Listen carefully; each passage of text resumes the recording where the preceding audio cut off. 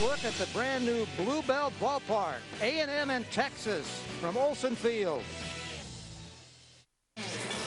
There are few, if any, rivalries bigger in college baseball than the Lone Star Showdown between Texas A&M and Texas.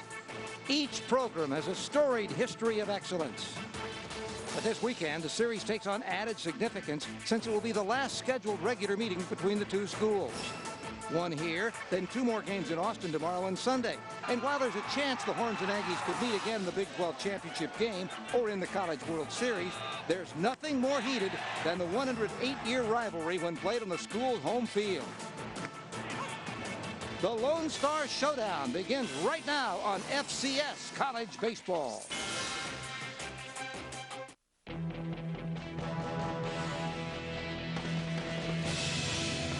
Welcome to Olson Field at Bluebell Park in College Station for the Lone Star Showdown.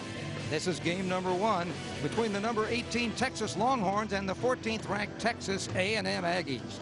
And where do they stand in the Big 12 standings? Well, Baylor has gone the first 6 series unbeaten, but Texas and Texas A&M are right behind them.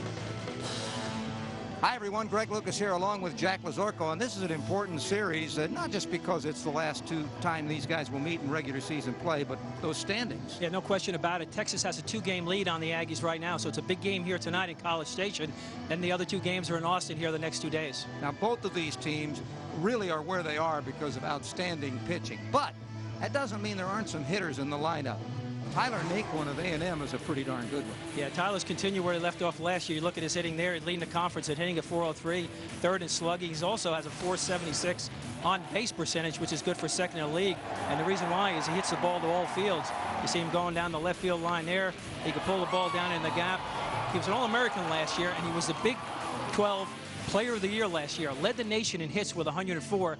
Has 64 hits now, which is good for the lead of the league. He can also steal bases, and so can Eric Weiss of Texas, who also carries a pretty good stick. Yeah, no question about it. Here is Eric. He was the Freshman Player of the Year last year in the Big 12. You look at his number there, the .340 batting average, good for 10th in the league. But he also leads the Longhorns in doubles with 11. He has 4 home runs, so he has the pop in the team. Slugging percentage and on-base percentage. So he has to produce right there in the middle lineup for those Longhorns to win. Hey, the atmosphere is going to be electric here, so you stay with us for the game as the fans continue to come into the ballpark. They are ready for the Lone Star Showdown. It'll be Michael Walker against Nathan Thornhill when we have the first pitch. It's coming up.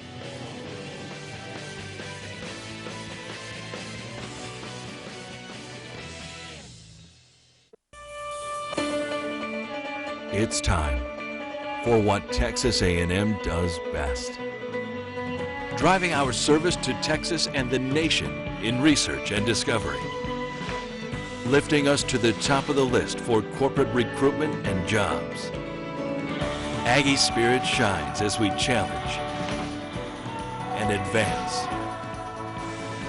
Now, more than ever, it's time for Texas A&M. This is the computer ICU. It's what happens to your computer when it gets infected, slows down, and crashes. And if you don't do something, your computer could wind up here in the computer graveyard. But it could be saved with mycleanpc.com. Is your computer running slow? Are you frustrated with error messages, blue screens, computer freezes, and crashes? Then go to mycleanpc.com for your free diagnosis today. Then just activate the mycleanpc.com software to fix it in minutes. And computer specialists are available while you're online. The best thing about mycleanpc.com was it had a free diagnosis. My computer is 100% faster. You know immediately what the problem is, and the problem is solved right then and there. Download your free diagnosis today at mycleanpc.com.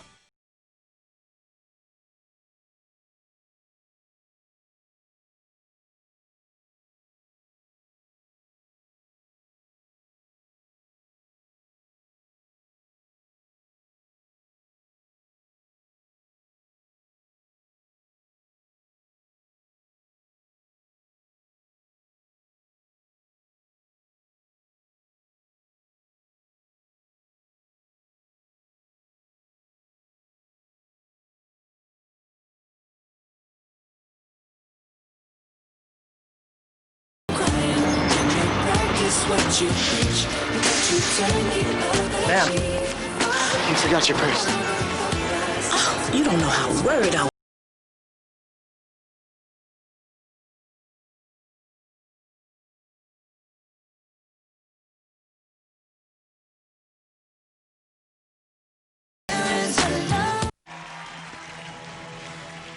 Welcome to College Station, Texas. It's Aggie Land, and tonight a very big one between the Texas Longhorns and Texas A&M Aggies. Let's take a look at the starting lineup for the Texas Longhorns, the visiting team in this game. Leading off and playing right field will be Mark Payton. Taylor Stell is the designated hitter, followed by Eric Weiss, the third baseman. Jonathan Walsh hits cleanup, plays left field with Brooks at third base, Brooks Marlowe at third base, or I should say at second base, hitting sixth. Alex Silver is the first baseman. Jacob Phelps is the catcher. Tim Maitland, the center fielder.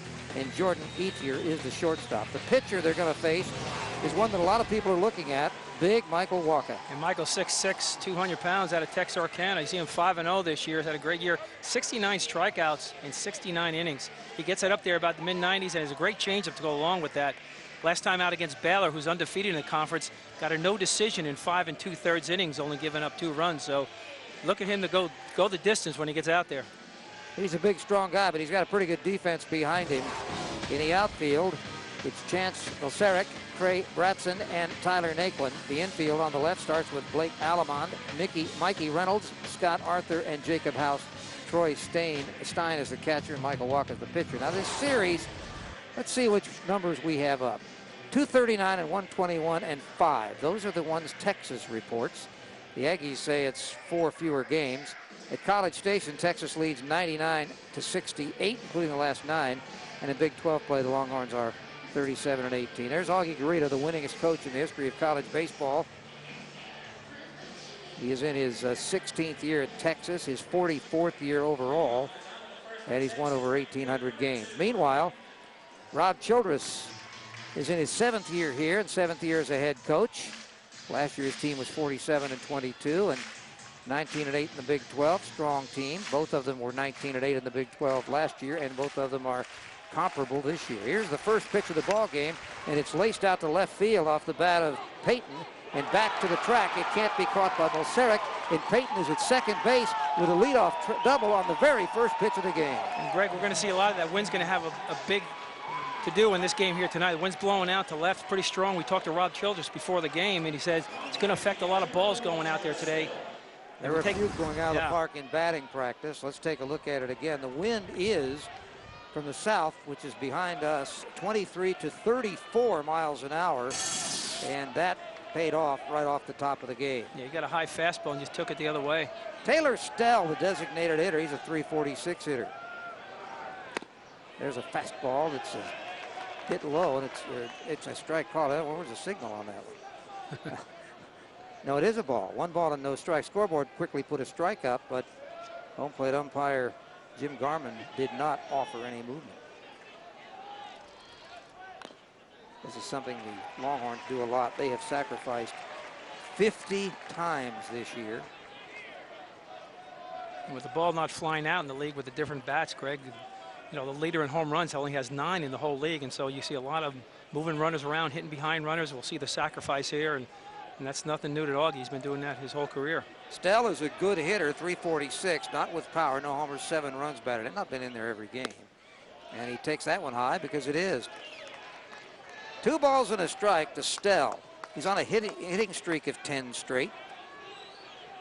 Facing Walker, it will be tough. He's 5-0 with that 2.48 earned run average. His 3rd year as a collegian has not had an earned run average over 3 yet. He's a big guy, too, as you can tell. Swung through that one. He'll bring it up there.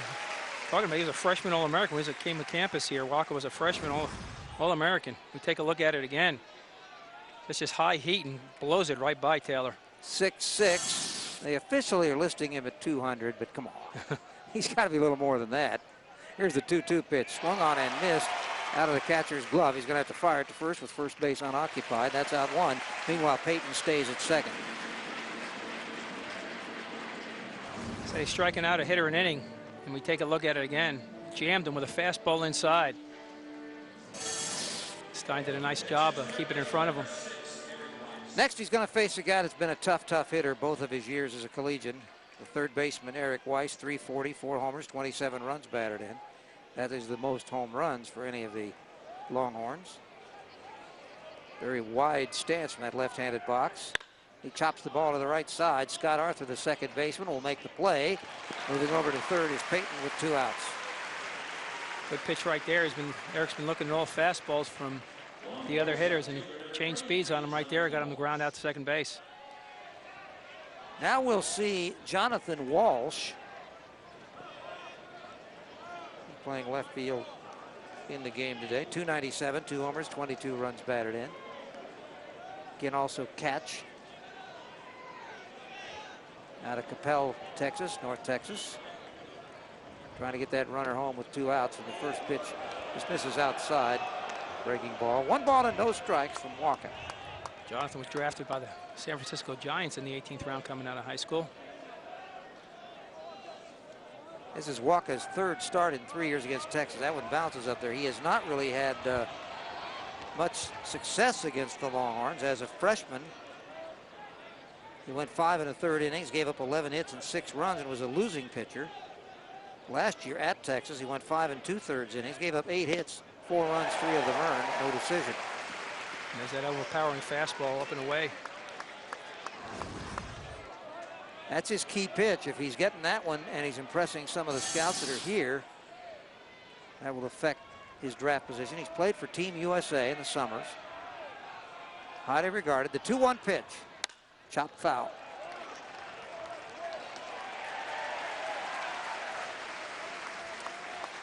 Bluebell Park and Olson Field. The field is Olson Field, as the entire place used to be named, but what they did is they renovated really the stands area, used the same shell, and built all sorts of modern conveniences in this park. Couldn't pull the trigger, but he didn't have to. It was ball 3. Good pitch right there on borderline pitch. Dugouts are larger, newer. Stands behind the plate at lower level are boxes.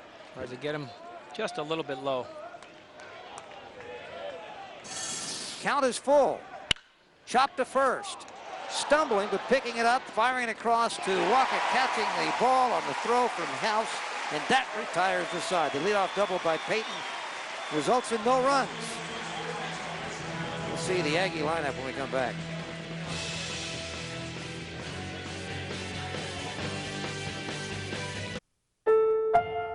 In 1990, in Severn, Maryland, the daughter of a clergyman was discovered by a music industry insider while pumping gas at a service station. The odds of her getting signed and spending 11 weeks at #1 on the U.S. singles charts? 1 in 19 million. The odds of this former church choir singer going on to sell 40 million records? 1 in 15 million. The odds of the same woman winning 6 Grammy Awards and starring in 2 Broadway plays? 1 in 75 million. The odds of this musician and performer having a child diagnosed with autism? 1 in 110. I'm Toni Braxton, and I encourage you to learn the signs of autism at autismspeaks.org. Early diagnosis can make a lifetime of difference. If you love poker, check out ClubWPT.com from the World Poker Tour. As you can see, the stands here are full. We are going to the bottom of the first, no score. Let's take a look at the Texas A&M batting order. Mikey Reynolds, the shortstop, followed by Scott Arthur at second base, Tyler Naquin in right, Jacob House is at first base. Matt Youngel is the designated hitter with Chance Bolseric in left, Troy Stein the catcher. Blake Alleman is at third base, and Craig Brapson is in center. And they are, of course, going to face Nathan Thornhill, the right-hander. You look at Nathan's numbers this year, is 4-3 on the year. You look at it, ERA 1.33. He's had a good year so far. Not overpowering pitches, just the opposite of the Steve Walker. Walker's a hard-throwing fastball pitcher where you see a lot of breaking pitch, a lot of off-speed stuff from Nathan. Last time out against Kansas, had a tough outing, only 4 innings, got the loss, gave up 3 runs, 2 of them earned. And the defense for Texas has Jonathan Walsh in left, Tim Maitland center, Mark Payton right. Eric Weiss is at third. Jordan Etier is the shortstop with Brooks Marlowe and Alex Silver on the right side. Jacob Phelps the catcher for Thornhill. Mikey Reynolds stepping to the plate. The shortstop has a nice average, 311, a homer, 19 runs batted in, but he is one of many guys you really want to keep off the base. As you see, Thornhill has had more problems in the first inning. A lot of pitchers have. In fact, Texas has had some problems more in the first inning, giving up runs. They've been able to bounce back. There's a strike one call to Reynolds. Mikey was drafted last year out of junior college, went to Paradise Valley in Arizona. He's from Glendale, Arizona. Drafted by Baltimore in the 30th round. A couple of years at St. Mary's, and takes that one outside for a ball. Hit 389 last year. And that's quite an improvement. St. Mary's College as a freshman, then he went to junior college. Chopper to the left side. Etier bobbles, picks, won't have a chance. Like you said, Greg, with that speed that this Aggie team has, one little bobble and these guys are on base. Tried to backhand it, just kind of came up, hit him on the heel of the glove, and once that happened, he had no chance to get Reynolds at first base. At the demanding position of shortstop, that's his 11th error.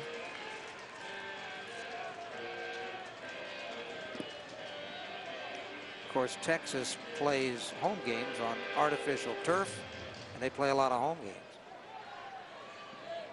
Here's Scott Arthur, the second baseman, 272, no homers and 13 runs batted in. Long runs, Etier and Marlowe up the middle are playing for a double play if they can get it.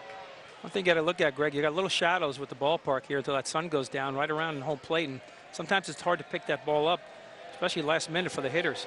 Reynolds has stolen 15 of 17, and they were going to bunt. He gets back in time. The Aggies have stolen 92 out of 121. That's a tremendous total. See right top here, 10 in the nation. Nice throw down to first base by Phelps. Try to get him. And that's what happens when somebody pushes through a bunt or misses that bunt. That runner on first is leaning a lot of times to second base. Aggies don't sacrifice nearly as much as Texas. They've tried it successfully 30 times, Texas 50. Instead, they tend to get their runners in scoring position by stolen bases. Both coaches see the importance of getting the lead right away. Both have strong pitchers, and particularly the Aggies want to get Waka some runs. There's a bunt. That'll get the runner down. Good bunt by Scott Arthur, getting to make the pitcher feel the ball.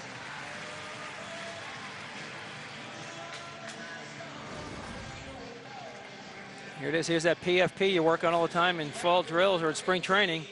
Nice flip over to Silver at first base, and Scott Arthur does a job, gets the runner at second base, and I got 2 outs to get him in. Naquin is the hitter. That sacrifice by Arthur was his 6th, and he takes over the team, number 2 on the team lead behind Ray Bratson, who has 7. Now it is Naquin. Talked about him on the open. He had a tremendous season last year, and he's having another one. 403, 2 homers, 34 RBIs. On base percentage even higher. That ball gets away. Runner's going to try third. The throw will not be in time. Heads up base running. Yeah, heads up base running. And Mikey Reynolds. Anytime you take your lead after the pitcher throws and you watch him, he shuffles off, and as soon as he sees that ball go down into the dirt, boom, he sees it behind him, he's gone. It's only the 2nd wild pitch of the year for Thornhill, and that's one that's a wild pitch, but you still want your catcher to be able to block it, keep it in front of him, and couldn't be done. And he's got to keep it down. Obviously, you know, the kind of year Tyler has, leading the league in hitting. A lot of ways to bring home that run now with a runner at third and only 1 out. And the count goes to 2 balls and no strikes. In a situation here, all Tyler has to do is, you know, get in the outfield, put it in play. You see the infield's in, trying to cut the run off, knowing how important that run is early in the game like that. Tyler has 34 runs batted in. Give him another one. That's going to drop into right field for extra bases. The run scores. Naquin running into second base. Payton's throw won't be in time. It's a stand-up double and RBI for Tyler Naquin. We talked about him in the open, Greg. He led the nation last year in hits, and he's just continued on this year, leading the league in hitting. Got a ball up and just drove it right down the right field line. You fall behind a good hitter like that, and you try to throw an off-speed pitch and left it up right over the heart of the plate. You watch Tyler here, and he hooks it right down the line. And he knew it was a double right from the get-go. As you see Payton going down into the corner with his speed, he knew he'd get down to second base. With Naquin at second, the hitter is Jacob House, the first baseman. Got the most power on the Aggie team with 5 long balls, and there's a strike one called. He's hitting .331 with 5 homers, 36 runs batted in. Weren't sure if Jacob was going to play today. His arch has been bothering him. Hasn't been at first base the last couple of games. Started his collegiate career at Arkansas, then sat out as a transfer. There's a swing and a foul tip back to the screen. Second team Big 12 last year for the Aggies. He's from Mansfield, Texas, Timberview High School, just up north. And after he went to Arkansas, where he had 289 and 282, came back here after sitting out last year at 301 for Texas A&M. Pitch is low, and again could not be blocked, and going into third base is Naquin. Boy, it's those little things right now, Greg, that's really giving the Longhorns trouble here in the first inning. You got an error, you got a couple of wild pitches. Take a look at this pitch here. You got the ball down. You got to turn the glove the other way and just block it and get in front of that ball. Phelps really didn't knock it down and get in front of it. You know that ball's going down in the dirt. As a catcher, you got to drop down and you let it hit off your chest protector. So House with a runner at third and only 1 out has the same opportunity that Naquin had. A lot of ways to bring in the run. The infield's in. Pitch is up. 2 balls and 2 strikes. Second baseman and shortstop are pretty much even with the baseline, as are the 2 corner infielders, slightly a step back. When you pull the infield in like this, Greg, boy, that makes the hitter a lot better. You got a lot of holes to hit at. That's fouled back over the roof. If that ball's not right at the infield, they usually got a base hit when you're playing. I guess they're playing a little bit halfway right now. You look at that infield, they're not in on the grass, they're halfway, because they know they got to cut that run off at the plate if it's hard hit right at them. It'd be interesting to see right now with 1 out if that run is going on contact. 2-2 pitch. Doesn't matter. He's going to score on this, even though it's caught. The throw will come to the plate. Just off to the right side, and scoring is Naquin with the second run on the sacrifice. We'll call it a fly, but it really was a line drive. He didn't run the putt. And Jacob did a nice job of just getting it out to the outfield. And there you go, the wild pitch. You get the guy at third base. He hooks it again. As you see Payne come in, makes a nice throw. But with the speed, there's no way you're going to get Naquin at the plate there. 2 runs in the first for Texas A&M. Base is now clear with 2 outs, and here's Matt Youngel. There's a strike to the veteran. Some of these names, if you followed Big 12 baseball in recent years, are familiar. Matt's a senior out of Houston, Clearbrook High School. Swung through that one. A good year last year, 308 last year in limited play. He led the team last year in home runs with 7. Well, in his sophomore year at 359 with 11 homers. Spent 1 year at Panola College before coming here. There's a strike. 1 ball and 2 strikes.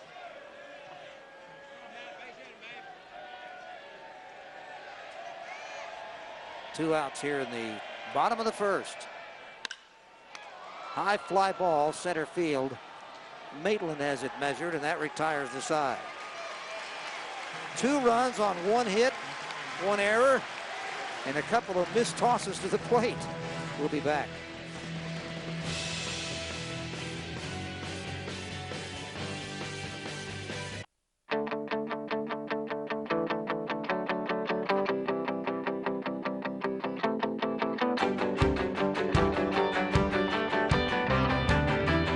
If you go to UT, there's a good chance you could be the next Walter Cronkite, the next Michael Dell, or the next Denton Cooley. But why aim low? The University of Texas. What starts here changes the world. What could be better than enjoying a big grilled hamburger, a bowl of delicious fresh fruit, or giving your beloved pet a healthy meal? But do you know the foods you're serving to your family and pets right now could be contaminated? Just last year, millions of people and pets were sickened. Hundreds of thousands were hospitalized, and thousands actually died from foodborne illnesses. How do you know which food is unsafe to prepare, serve, and eat? Are they in your pantry? In your refrigerator? Or your dog and cat's food dish. Fact is, you, your family, and pets could be eating a contaminated food right now. That's why the iDoggy Bag Foundation has created the Nipper Alert. The Nipper Alert sends you a tweet the minute a pet or people food has been recalled. It's like the Amber Alert, only for food. It's just that simple. You can receive the Nipper Alert by following the iDoggy Bag Foundation on Twitter, Facebook, and idoggybag.org. I'm Sherry Belafonte, and I say eat healthy, eat safe, and be connected with the Nipper Alert. iDoggy Bag. Do you? A&M leads at 2-0 in this beautiful new facility here. This is the Diamond Club area behind home plate. And they can, members there can go back from there, then go directly to their seats. This is some of the historic photographs that are all over the place. Great Aggies of the past, and in some cases, the present. As Ross Stripling is on the wall, so is Waka. Now, look at this weight room. Never have to wait for a piece of equipment in here. This is just for baseball. No excuses right now for the coach. Oh, man, look how well stocked that is. And how about this clubhouse? I can tell you what, this is better than a number of major league clubhouses for home teams even. This is a great facility, got a great training facility. Players can get ready for the games. Of course, our spot up top, very nice too. Yeah. And they have some suites. They have 8 suites. And these are special seats behind the plate. It's just a great, great opportunity for people to see baseball. And more than 7,000 are tonight, and that is a full house. Yeah, and that Bluebell, Greg, that is the ice cream. I know. They had some down in the other part of the press area. Yeah, I noticed they have there for the press. Yeah, Marlowe is a hitter. Second baseman, 248, 2 homers, 26 runs batted in. Yeah, we better mention that because that is a well-recognized but regional ice cream here in Texas. Fly ball to the right side. Naquin is there, and that's out number 1. See Waka out here. He's done a great job so far this year. For the Baylor game against Kansas, through a shutout. He's got 2 shutouts on the year. Like I said, a lot of scouts in the stands tonight looking at him. He'll get it up there, like we told you earlier, in the mid-90s. He's had 2 complete games, 69 innings pitched, 59 hits. That's a nice ratio. 69 strikeouts, only 12 walks. That's outstanding. There's a strike called. And he's also got something else going. That's 6 feet 6 inches. They like that. There's where he is in the Big 12. Yeah, he'll get deep in all the games he's thrown. He'll get it up there about an averaging anywhere between 115, 120 pitches a game. Works fast, tries to come right after the hitters, and here's another good example. And this is an example of slider. No balls and 2 strikes. A fastball high, just keeping alive is Alex Silver. Silver hitting .284, no homers and 15 runs batted in. He's playing first base in this game. Out of Houston, Texas. Went to Bel Air High School. That has produced a number of ball players. That's bounced up. Last year he didn't play much. He was in just 12 games, started 8 at 172. But he was a high school preseason All-American, 3 state title runs. And he, of course, last year didn't play a lot for a very serious reason. He had to battle back to beat cancer prior to the 2011 season, but he has, and he's a Longhorn regular. 2 balls and 2 strikes. Slop foul past first base coach Ryan Ross. Of course, the veteran Tommy Harmon is over at third. There can't be Texas baseball without Tommy Harmon coaching third. He's gone through 2 head coaches, and he's been with Augie now for, this is the 16th year. Cliff Gustafson before that. There's a swing and a high fastball, and Silver is out number 2. It's tough to lay off that fastball for hitters, boy. That comes right at him. It's a high-tailing fastball, and he's just way over his head. Second strikeout. It'll bring up Jacob Feltz, the catcher. Both of those pitches that got past him in the first inning were scored as wild pitches, but both of them probably should have been blocked. Yeah, you're talking about a Big 12 all-freshman team last year for Jacob. Yeah, he got there a lot on his defense, too, and that's the thing. There's a base hit to right field because he only hit 215. And that's the second Longhorn hit. And it'll bring up center fielder Tim Maitland. Jacob did a nice job of that, taking that pitch the other way. Maitland, the junior, won a couple of letters. Left-handed hitter out of Colleyville, Texas, Heritage High School. Actually born in Canada. Brother Ben was a independent league player with the old Fort Worth Cats back in '07. That ball's popped foul out of play. Tim was a sparingly used player last year. It just 206 in 40 games with only 6 starts. Used him a lot to steal bases. He was 4 for 4. Yeah, came for defensive purposes late in the game. And a strike called. Jim thought that one might have been high. There's that breaking ball that he got. You know, the guy has a 95-mile-an-hour fastball. You look for that, and look at that 6-12 curveball just break right down into the strike zone. Runner at first base, Feltz, is not a threat to go. Just missed outside. Crowd umpired it for a strike, but it's 1 ball and 2 strikes. Setting up outside. The 2-strike pitch. If he gets the call, he's got a strikeout, but if he doesn't get the call, it's a pitch you're not going to hit. 1-2 pitch. Chopper to the right side, first baseman right on the bag. House tags the bag as he catches the ball, and we have finished the top of the second. No runs, he hit 1 left. Bottom of the second coming. Well, Sarek will lead it up to Texas A&M.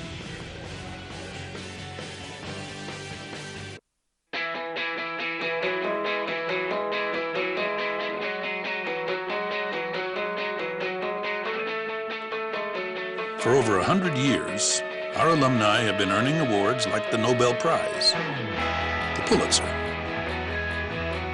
Olympic medals, and the Heisman Trophy. But there's no sense limiting yourself just yet. The University of Texas. What starts here changes the world.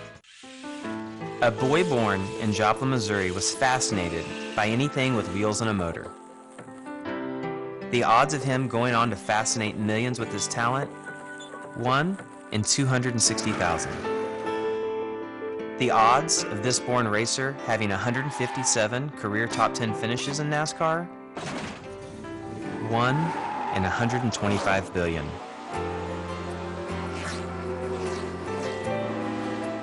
The odds of him winning both the Daytona 500 and the Brickyard 400 in the same year,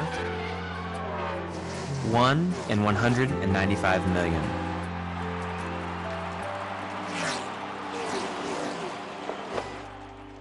The odds of a child being diagnosed with autism, 1 in 110. I'm NASCAR driver Jamie McMurray, and my niece has autism. Learn more at autismspeaks.org/signs. Here are the Big 12 players of the week for the week ending April 23rd. Josh Ludy of Baylor. He was the player of the week. Look at that average. Wow. Frank Duncan, the pitcher of the week for Kansas. Big game against Texas. Won it. Complete game. 11 strikeouts. Nathan Orff, the newcomer, also of that red-hot Baylor Bear team. A mere 600 for the week. And John Curtis of Texas was the newcomer of the week. 3 games, pitching out of the bullpen, and got his first collegiate win. And Walker was the pitcher of the week twice this year. The week before that with that 8-0 complete game shutout against Kansas. Nathan Thornhill working in the second inning, gave up a couple of runs, but they were certainly tainted. In fact, I don't think either one of them were earned. And it's no balls and a strike to Chance Bolseric, the left fielder. 309, no homers, 7 runs batted in. Foul ball. Chance, a local kid out of Brenham, Texas. That's where Bluebell ice cream, by the way, is made. Yeah. So, his dad was an Aggie and a 12th-man teamer in football, and high school won a 4A championship at Brenham High. No balls and 2 strikes. High strikeout, and Bolseric is out number 1. Pitch way out of the strike zone. See Nathan here, he felt setting up outside and just throws a high tail and fastball, and he gets a chance to just chase at that pitch. Thornhill ready to face Troy Stein, the sophomore catcher today from Medina Valley, Texas, in this state, born in San Antonio, and he takes the first pitch for a ball. He's hitting .290 with a homer and 17 runs batted in.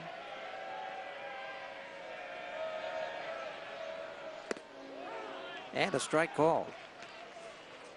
Like a lot of these players that come from smaller high schools, Troy played everything. Football, quarterback, safety, and punter. There's a liner to center. Will it stay up for Maitland? No, base hit. Didn't hang up long enough out there for Tim to come in and get it. Nice line drive. Ball right down the middle, just took it right back through the box. Breaking ball, left that breaking ball up, and boy, Troy just jumped all over that pitch. Look at it right there. It just didn't hang up long enough for Tim to come in and make a play on it. Had to play it on one hop. Number 8 man in the batting order is third baseman Blake Alleman. He's also a 300 hitter with no homers and 8 runs batted in. Aggies' team average is .298. But they've only had 13 home runs, and this used to be quite a home run park. And tonight it might be with the wind. Yep, here we come. There's a train. There the old 708. See a lot of those rolling through here. A couple of them used to, every so often they would try to honk the Aggie war hymn. There's a swing and a miss. No balls and 2 strikes. That's one thing about both these pitches, Greg, is they throw strikes. Like I said, limited number of walks, 17 coming in for Thornhill and only 12 for Walker. So these guys are all around the plate. Not that time, and it's 2 balls and 2 strikes. A little bit too far on an 0-2 pitch. Try to get him to chase, but Blake, I guess I jumped the gun. Yeah. They got that ball up there really fast. The scoreboard. 1 ball and 2 strikes. Now it is. There you go. Now you want to get him right here, 2-2. You don't want to get a 3-2 count. Stein will probably be running.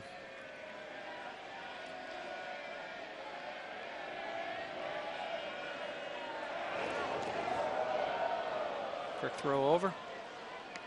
Thornhill is a pretty good example of how a guy can all of a sudden come around at the end of the season and be very important. For instance, last year, he only pitched 38 innings. Swing and a miss. Of course, he was started just 2 games, was in the bullpen for the other 20. But at the end of the year, when you get into tournament play, he ended up winning 3 2/3 innings of relief against Kent State and won the Austin Regional. So be ready. Pitches like that, you'll be okay. Dropping off out of the strike zone. Well, with 2 strikes, Blake knew anything close, he had to be swinging, and a nice pitch diving down. Gray Bratson, the center fielder, takes that one a little bit high. 1 ball and no strikes. Gray's a .241 hitter. No homers and 18 runs batted in.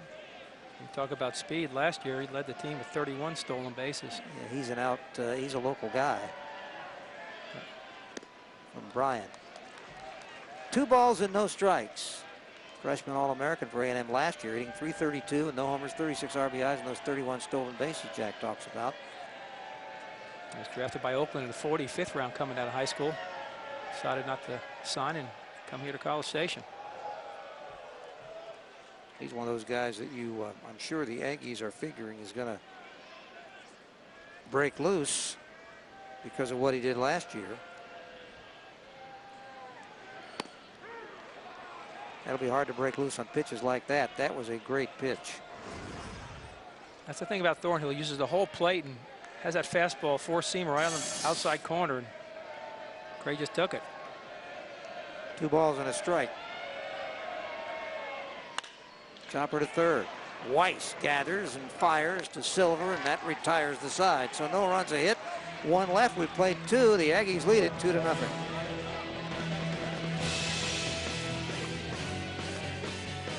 This season, Fox College Sports is bringing you the conferences you want. Tons of coverage of the Pac-12 and Big 12 conferences, Conference USA, and the SEC. Tune into exclusive coverage of Cal, Stanford, and Oklahoma. Catch all your favorite teams, including Hawaii, Kansas State, and the Big 12 defending champions, Texas A&M, all season long. Only on the network where college never ends. Fox College Sports. The Dan Patrick Show. Weekdays. Check local listings. In 1990, in Severn, Maryland, the daughter of a clergyman was discovered by a music industry insider while pumping gas at a service station. The odds of her getting signed and spending 11 weeks at #1 on the U.S. singles charts? 1 in 19 million. The odds of this former church choir singer going on to sell 40 million records? 1 in 15 million. The odds of the same woman winning 6 Grammy Awards and starring in 2 Broadway plays? 1 in 75 million.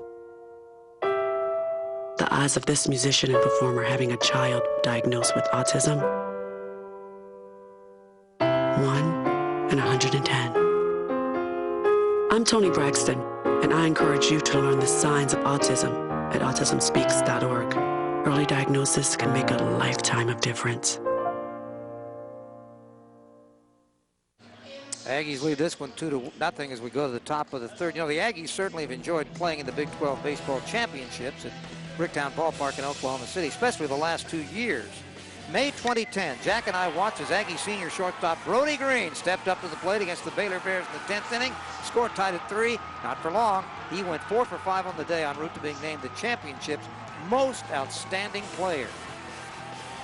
Then last year, the Aggies met the Missouri Tigers. Guess what? With the score tied in the bottom of the 10th, Andrew Collazo was batting with 2 outs. Yeah, the Aggies captured their 2nd consecutive Big 12 championship and 3rd tourney title overall. For more information about the 2012 Phillips 66 Big 12 Baseball Championship, go to Big12Sports.com. This year's double elimination tournament begins May 23rd, again in Oklahoma City. FCS Central will carry the championship game Sunday, May 27th, 2 p.m. Eastern, 11 a.m. Pacific. It's always a lot of fun, especially when you have those games that go down to the wire, and we've had a couple in a row, and we've had several over the years. We've had several, and we've had them ended with Texas walk-off had home one. runs, yeah. Texas had one a few years back.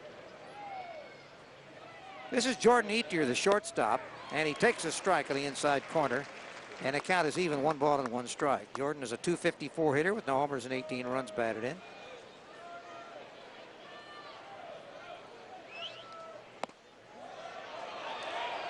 That pitch is tight. 2 balls and a strike. Try to get on that inside fastball, just missed.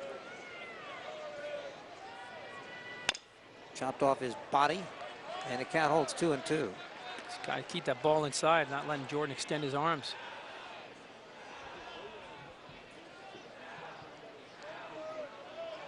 See the rhythm of both these pitches, Greg. They both work fast, good poise on the mound. Strike 3 called on the inside corner. You have no chance on that one. He was pounding him inside the whole time. Got him to swing on a couple of them. And this last one, setting up inside, 4-seamer, just stayed right there. Didn't move back in over the plate as a 2-seamer would. And he froze Jordan right there. He tried to make like it was an inside pitch, but umpire'd have none of that. Well, that's because he knew he had no shot at starting the bat on that one. Mark Payton, who doubled, won the first pitch of the game, got as far as 3rd.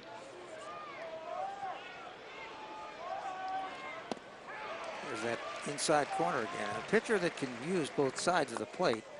First of all, you've got to do that on the next levels, and the college pitchers are doing it more and more because the bats won't kill them. And we're seeing that, no question, Greg. We're seeing a lot of that this year in all the games that we've done. In the past, the pitcher's been afraid of contact with that aluminum bat, so everything's been outside part of the plate, and they're afraid to come inside, but not anymore. Nice job. 2 strikeouts in a row for Walker. And when you use both sides of the plate, you know, the hitters can't get comfortable up there. You saw him before, and there's an off-speed pitch down and away. You know, got him with the fastball for the double, and you got him here striking him out on an off-speed pitch. His first strikeout was of this hitter, Taylor Stell. Now he's putting on a bit of a clinic. He's using both corners of the plate. There he went to the other corner against the right-handed batter. Tries to stay there, but just misses this time. 1 ball and 1 strike. And like you said, that's what you have to do at the next level. You have to move the ball. You can't stay in one spot. And obviously a lot of people, Major League scouts, watching him pitch here today.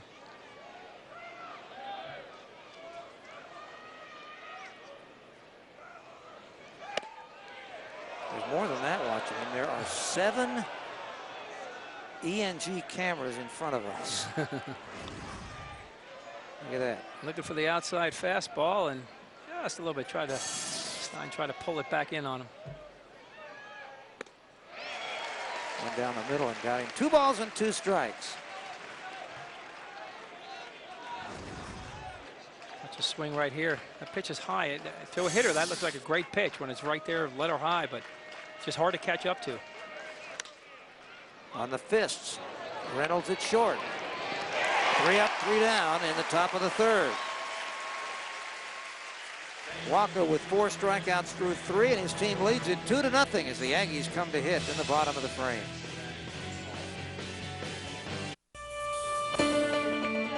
It's time for what Texas A&M does best. Driving our service to Texas and the nation in research and discovery. Lifting us to the top of the list for corporate recruitment and jobs. Aggie spirit shines as we challenge and advance. Now, more than ever, it's time for Texas A&M.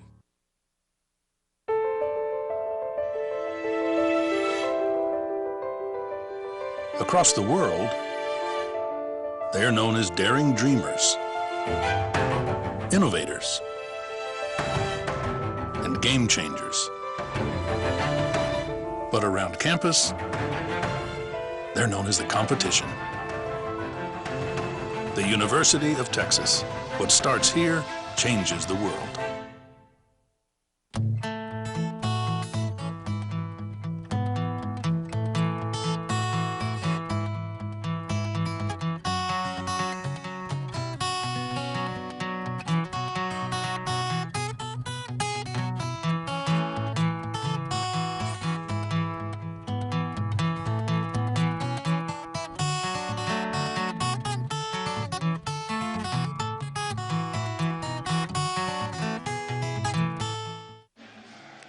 Bottom of the 3rd, the Aggies lead it by 2. You know, we've talked about the Big 12 tournament and the championships, and this is the history since the league started in '97. Oklahoma won the first one. Then Nebraska had quite a roll from '99 to 2000, and then they won again in '05. But lately, starting in 2007, it's been one of these 2 teams that have gone to the throne room. This, of course, will be the Aggies' last chance, and they would no doubt like to go out 3 in a row. 5 College World Series appearances for the Aggies in their history. Mark Johnston, who is one of their longtime coaches, is here tonight. And 27 NCAA tournaments, 23 conference titles. That's either a regular season or the postseason. Those are all conference titles. And that's Rob Childress, the man in charge now in his 7th year. And he says he talks a lot to Mark Johnson. Mark is here for over 20 years and really put this program together. And we see a lot of these players from these Aggie teams in the major leagues. 2 balls and no strikes to leadoff man Mikey Reynolds, who reached on a shortstop error by Etier in the 1st and scored the 1st run.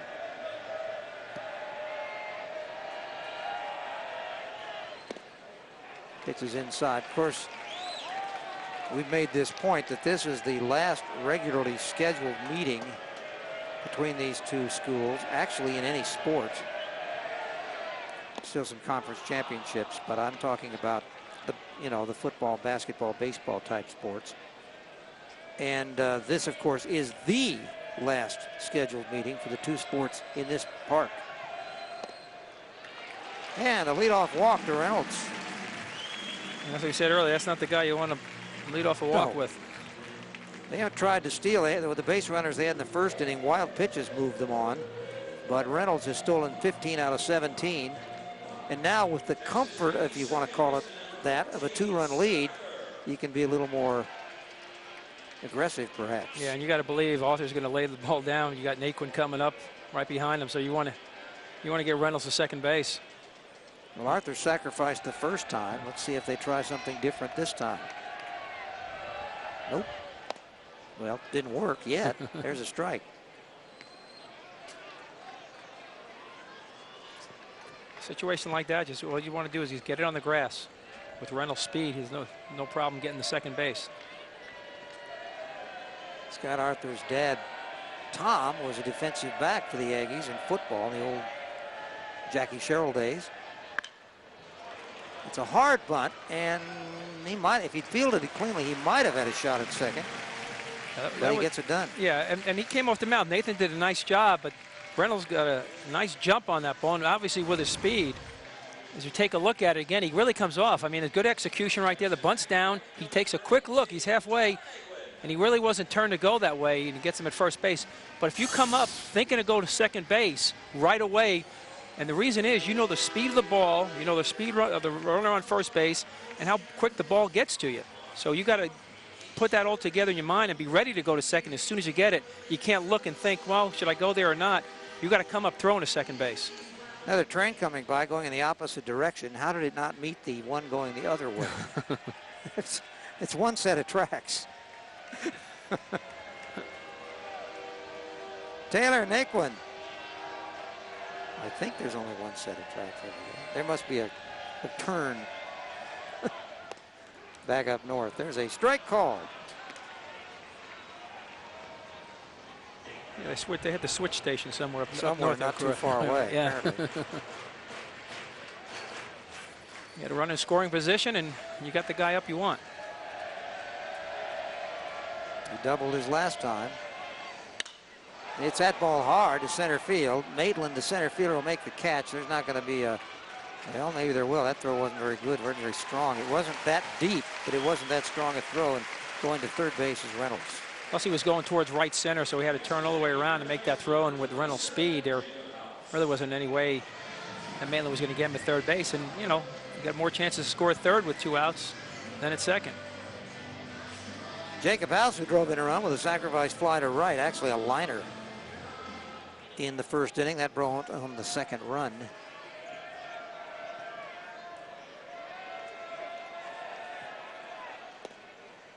He loads up and watches it go outside and low. 1 ball and no strikes.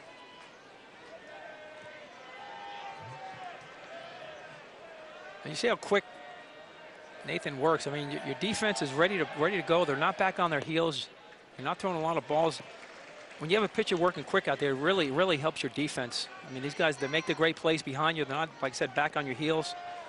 As we got Skip Johnson coming out there. Yeah, something they don't like. There's no action right now in the Aggie bullpen, or the Longhorn bullpen, which we can see in this renovated ballpark. I think you fall behind 2-0 in this situation. Might walk him. Yeah, you don't want to give him anything good to hit. You got the base open over at first. You just want to come in and groove a 2-0 fastball. Especially House. He's the one guy that has shown that he can hit the ball out of the park. Yeah, he led the team last year with 52 RBIs at 301.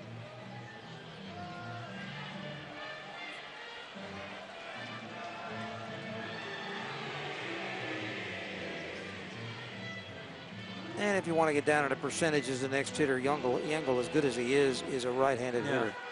And that's exactly what Skip's telling him. The young pitcher on the mound, you know, hey, don't give him anything too good. You got a right-hander coming up. It's not going to hurt you if you walk this guy.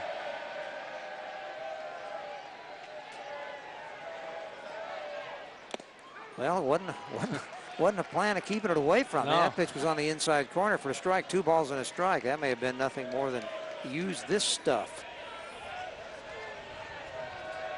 You'll see. 2-1 pitch. Fisted it, but that's going to be tough. That's going to drop in for a hit, and the RBI is House's. Reynolds scores, and it's 3-0 A&M. Yeah, he tried to come back inside with that fastball, and like I said, he's not overpowering like Wonka is, and he just fisted that one, Jacob. Not just inside, he just inside outs it, fisted it. He was getting under it, because if he doesn't get under it, it's an easy ground out. But yeah. he was able to lift it. It's a nice job of fighting that pitch off inside and flaring it over to shortstop for a base hit. Now Yengulu ended the first flying out, and he almost got hit by that one. 1 ball and no strikes. House down at first base is a big guy, but he also has stolen some bases. He's 6'3". Did it hit the jersey? No, the jersey was blown in the wind there. Almost got it.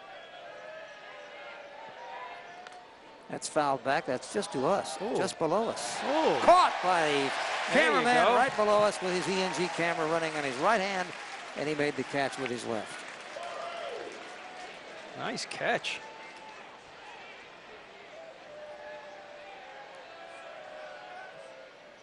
That's fouled away. Don't forget our regular feature that we do on all of our telecasts is we have a chance to chat with the coaches. We'll be talking with Augie Greedo first in the 4th inning, and then, of course, after that, Rob Childress.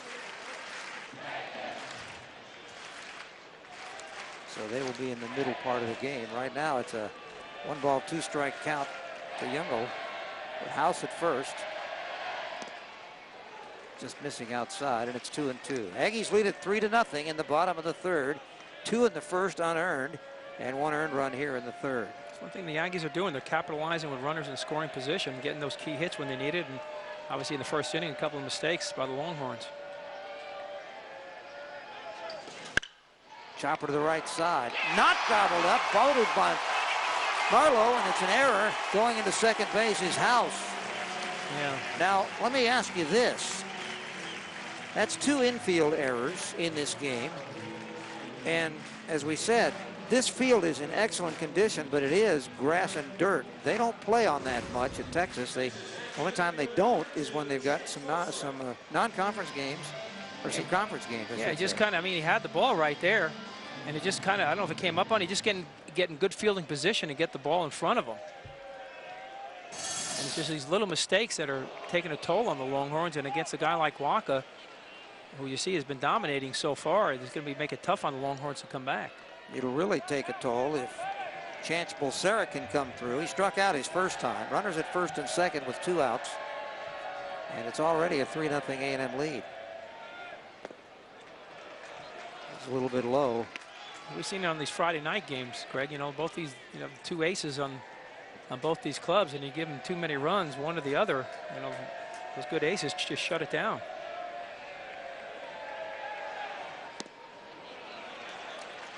That's down again. 2 balls and a strike. With the wind whipping out as it is, there could be some long balls, but with the pitchers on the mound, there might not be that many opportunities to hit any. Yeah, the first one was the first pitch of the game with a double by Peyton, I think, was wind blown. High, but he swung through it. 2 balls and 2 strikes.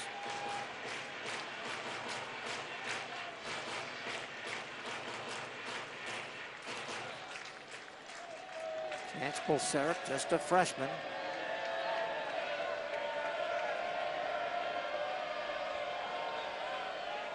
We've seen that a lot in this league, Greg. You know, some of these kids coming right out of high school and just throwing right into these games, and some really good freshmen and good baseball programs in high school around the state of Texas. Down and away, and the count goes full. That means the runners will get a start. This is an opportunity if Bolsera can hit one in the gap to score a couple. And the Aggies are taking advantage of the mistakes right now, and you have to do that. An opportunity here, if he fortunate enough to hit one or get one in the gap, you got a chance to score a couple. Get those runners off.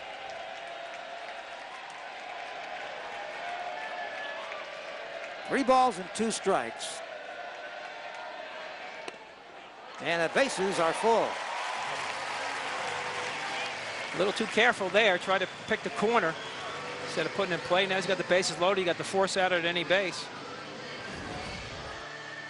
Tries to hit that outside corner with the fastball. It's a good pitch. Just missed on the outside part of the plate. 2-seam fastball tailing away from Chance.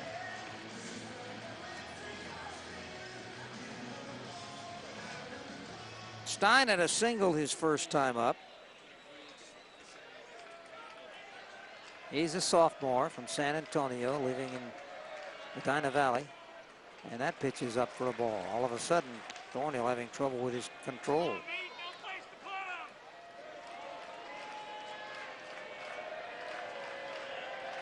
It really hasn't been a problem for him much this year. In 62 2/3 innings, only 17 walks coming into this game. There's a line shot, base hit past the dive of Etier. 1 run scores. Here comes the 2nd run. And the Aggies have boosted their lead to 5-0. Well, the Aggies took advantage of that error at second base and scored 2 runs right here. Unearned runs. Troy did a nice job. When a pitcher starts falling behind like that, you got to be looking fastball. And Nathan throws one right there, elevates it, waist high, and Troy does a nice job hitting into the hole. And Etier couldn't get it. 2 runs coming in. Said Aggies up 5-0 now, 3rd inning. Alleman the hitter with Bolseric at second, Stein at first. That's pop foul to the left, out of play. 5 runs in the inning, or not in the inning, but in the game for Texas A&M, only 1 of them earned. And then what happens, Greg, you know, your pitchers, your extra pitcher, your pitch count starts to get higher, and before you know it, you can't get deep in the game. You got to get into the bullpen early, and when you have a 3-game series, you wear out that bullpen in that first game. It makes it tough the rest of the series. There's a drive toward the gap. Will it hang up for Maitland? Yes, that was well hit, but Maitland was the man on the spot. 3 runs in the inning, 2 hits, an error, and 2 left. 5-0 Aggies. This is the computer ICU. It's what happens to your computer when it gets infected, slows down, and crashes. And if you don't do something, your computer could wind up here in the computer graveyard. But it could be saved with mycleanpc.com. Is your computer running slow? Are you frustrated with error messages, blue screens, computer freezes, and crashes? Then go to mycleanpc.com for your free diagnosis today. Then just activate the mycleanpc.com software to fix it in minutes. And computer specialists are available while you're online. The best thing about mycleanpc.com was it had a free diagnosis. My computer is 100% faster. You know immediately what the problem is, and the problem is solved right then and there. Download your free diagnosis today at mycleanpc.com. Fox Soccer Plus. And he's placed it magnificently! Complete the experience with over 130 exclusive Barclays Premier League games, 70 UEFA Champions League matches, 73 exclusive Serie A games, and over 800 exclusive events, including the world's best rugby competitions. If you're not getting Fox Soccer Plus, you're not getting your team's complete season. Call 1-877-9-GET-PLUS to subscribe now. Top of the 4th, the full house here sees the hometown Aggies with a 5-0 lead. And one of the reasons is not because of the offense, it's because of Michael Walker. They're pitching there. There's a pitch down and into a righty. Then he comes up and into the righty. Now we got the lefty up, down and in to the lefty.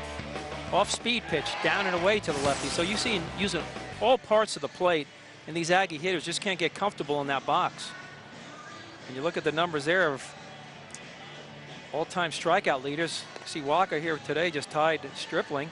Stripling starting tomorrow night for the Aggies, and former Major Leaguer Casey Fossum with 404.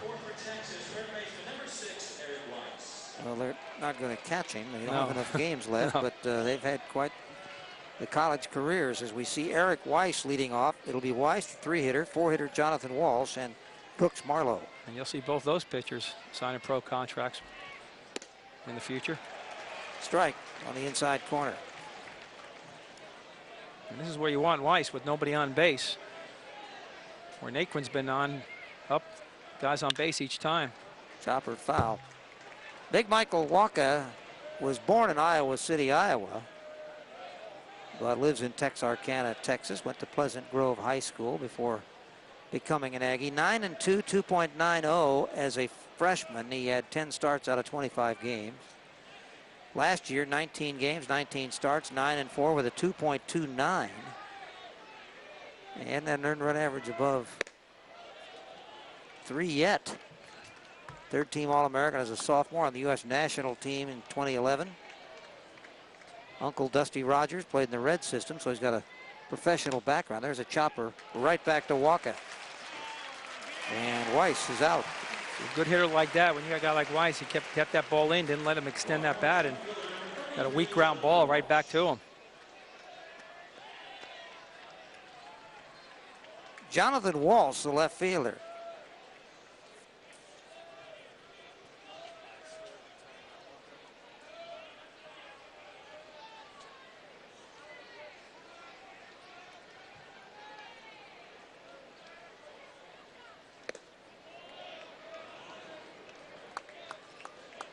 The hitter is Jonathan Walsh, who bounced out to the first baseman House, Walker covering, to end the first.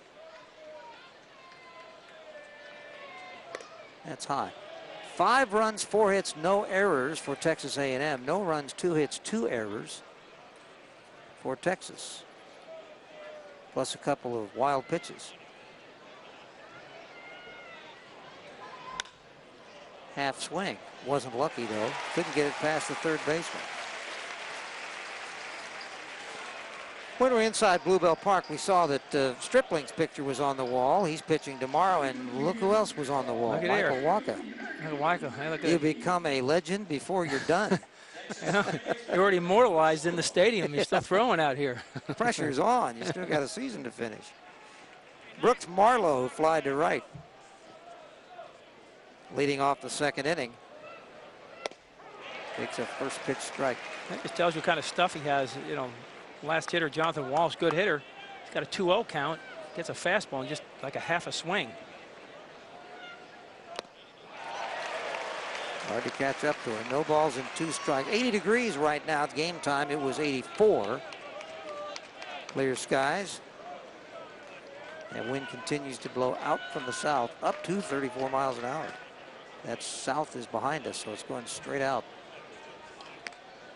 Like I said, Gray hasn't affected, but that one hit by Peyton. Otherwise, his pitches balls are down on the ground, not really elevating. Yeah, the ball he's in either the air. been striking him out or getting him hit on the ground. That's a pretty good combination. Here's the 1-2. Striking him out is the easiest. That's to not easy worry one. about the win.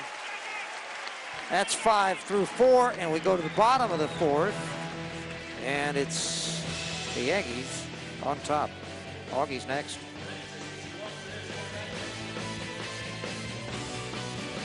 This season, Fox College Sports is bringing you the conferences you want. Tons of coverage of the Pac-12 and Big 12 conferences, Conference USA, and the SEC. Tune into exclusive coverage of Cal, Stanford, and Oklahoma. Catch all your favorite teams, including Hawaii, Kansas State, and the Big 12 defending champions, Texas A&M, all season long.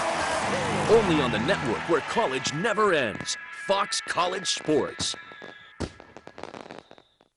If you love poker, check out ClubWPT.com from the World Poker Tour. What could be better than enjoying a big grilled hamburger, a bowl of delicious fresh fruit, or giving your beloved pet a healthy meal? But do you know the foods you're serving to your family and pets right now could be contaminated? Just last year, millions of people and pets were sickened. Hundreds of thousands were hospitalized, and thousands actually died from foodborne illnesses. How do you know which food is unsafe to prepare, serve, and eat? Are they in your pantry? In your refrigerator? Or your dog and cat's food dish. Fact is, you, your family, and pets could be eating a contaminated food right now. That's why the iDoggyBag Foundation has created the Nipper Alert. The Nipper Alert sends you a tweet the minute a pet or people food has been recalled. It's like the Amber Alert, only for food. It's just that simple. You can receive the Nipper Alert by following the iDoggyBag Foundation on Twitter, Facebook, and iDoggyBag.org. I'm Sherry Belafonte, and I say eat healthy, eat safe, and be connected with the Nipper Alert. iDoggyBag. Do you? As we go to the bottom of the 4th, this gentleman really needs a little introduction. 44 years, 1,841 wins, all-time winningest coach, 5 national titles, 6-time Coach of the Year, 8-time Conference Coach of the Year. But right now, your team's in a little trouble. It's not been a crisp game so far, Augie Garrido. Good observation from the booth. Pretty accurate. When you give away as many outs as we have and give away as many bases as we have, then and they've had to put together some timely hitting along with that to put the 5 runs up in 3 innings. So it's been very lopsided up to this point. And this looks like with Walk on the mound there, Race Augie, it looks like some of the hitters he's moving the ball around on both sides of the plate and having a tough time for the hitters up there really adjust and and put the ball in play. Well, we're not the first team to have trouble with him. and next year it'll be somebody in the American League or National League. You're right about that. He'll be a big leaguer here soon. Yeah. Well, good luck the rest of this one and certainly the rest of the series, Augie. We hope Thanks we for can turn it stopping by. around. Thanks for Augie. stopping by. Bye-bye. Augie Garrido, it's always tough to talk to the coach when his team's gotten off to a bad start. There's a fly ball to center field off the bat of Bratson, and it's out number 1. You know, Nathan just hanging in there, throwing a lot of strikes. And like I said, he's thrown the ball well. Obviously, defense made a couple errors behind him, having to throw more pitches than he had to, and a couple of wild pitches, which, you know, sometimes the catcher get there and block it. But, you know, when you get behind, it gets an ace. It's tough to come from behind. And that changes a lot, too, because there's a strike called. This is only the first game of the 3-game series. And your head coach, in this case, Augie Garrido, didn't want to use up all of his bullpen if he's down this much to an ace pitcher, unless they start coming back. Yeah, and not only that, Greg, you know, Augie, I mean, they're always playing for 1 run, and when you're down by 5, and, you know, as a team, you only have 12 home runs, you know, you're not waiting for that 3-run homer to get back into the ball game. You try to manufacture runs. You don't want Texas A&M getting more runs, but you also don't want to use up all your pitchers as long as you're not doing anything offensively. Right, and Nathan's doing a nice job. He's around the plate. You know, had the walk last inning that hurt him a little bit, but for the most part, he's been around the plate. And he's only given up 1 earned run. So I mean, all this 5 runs, don't blame him. 1 ball and 2 strikes, because he's only given up 4 hits, and 1 was a double. The rest were singles. 2 balls and 2 strikes. Mikey Reynolds has been on base twice with a reaching on an error and walking. Gets in on the fist. That's going to hang up to Walsh, I think. Nope, can't get to it. Kind of died. Not sure how well he read it at the beginning, but he kept it in front of him, and it's a looping single. You're exactly right, Greg. He didn't read that off the bat. That was a full swing, and he jammed him on that pitch. He got it on the inside.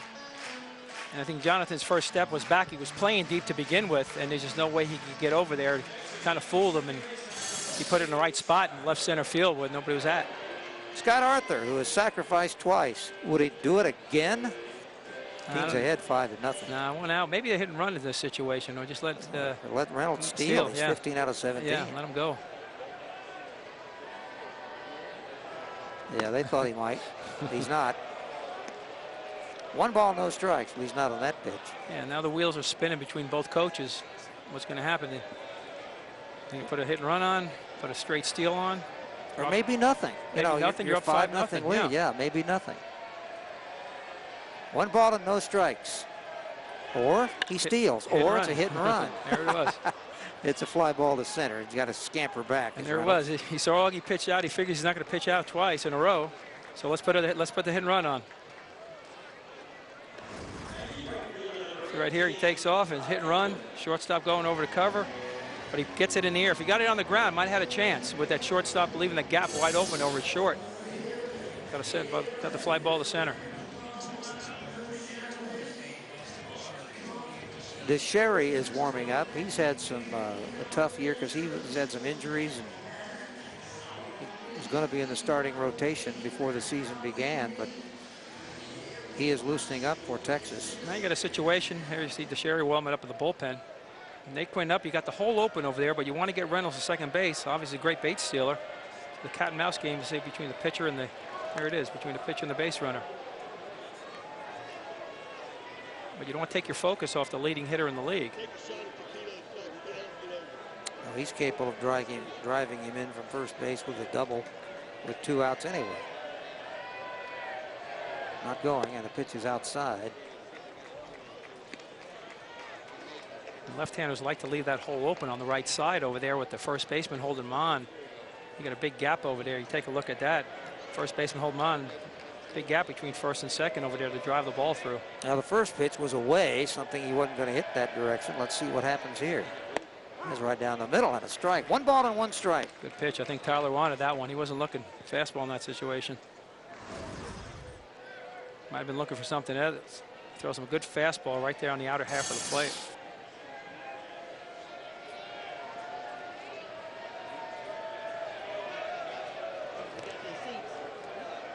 Reynolds easily back. Yeah, good hitter like Nate, when you see a guy like that, it doesn't let him bother him where, you know, it was a good pitch. He just lets it go. But he knows he's hit. He got a lot of confidence. He can hit any part of the plate. See Nathan trying to keep him close over there at first base. He knows a good situation to run right now. 1-1 count. Even if he gets thrown out, you still got your leading hitter leading off next inning. That's why you would run in this situation. There he goes. Chopped in front of the plate. Back to the pitcher. And Thornhill makes the play to retire the side. We've played 4.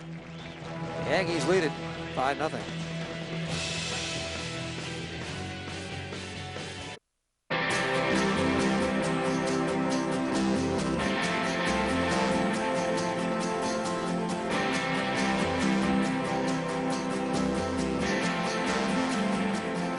Although we honor our alumni, we don't recommend walking in their footsteps. Instead, we encourage you to run right past them. The University of Texas. What starts here changes the world.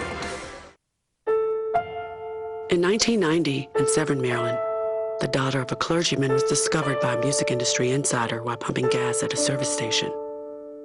The odds of her getting signed and spending 11 weeks at #1 on the U.S. singles charts? 1 in 19 million. The odds of this former church choir singer going on to sell 40 million records?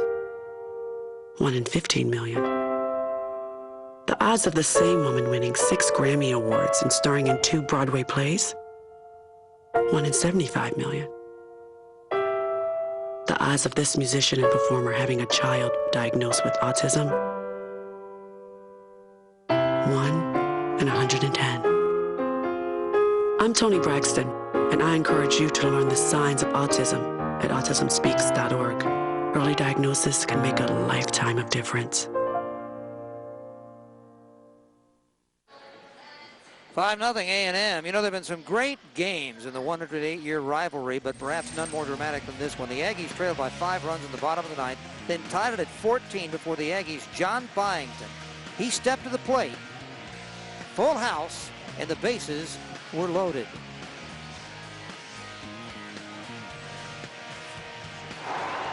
Bases loaded. Byington the hitter. Dressendorfer's pitch. There's a long drive. It's over.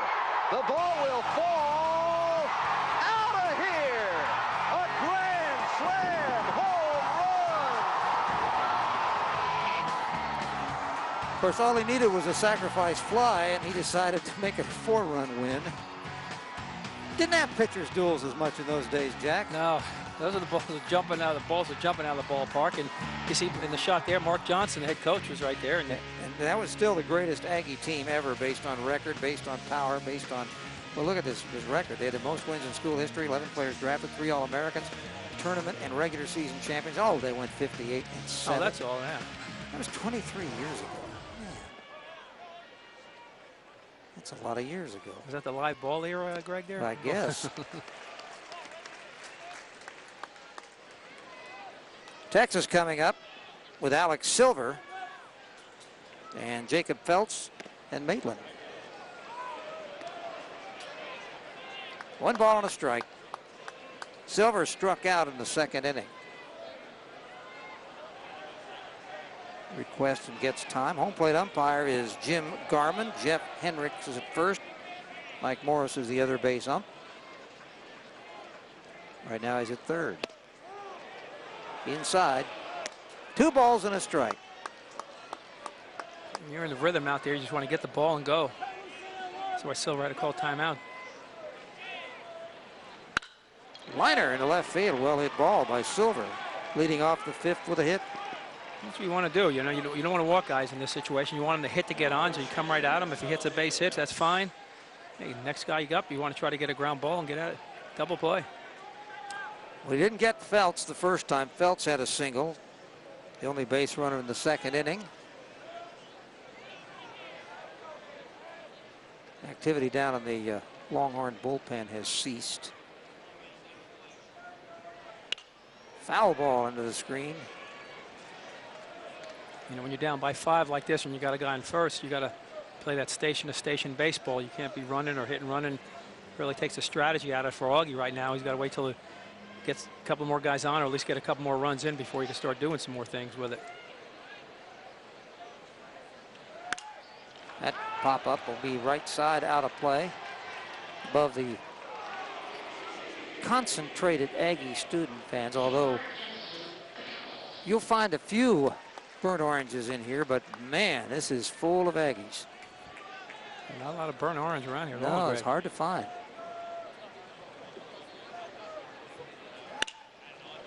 That's foul away down the right side.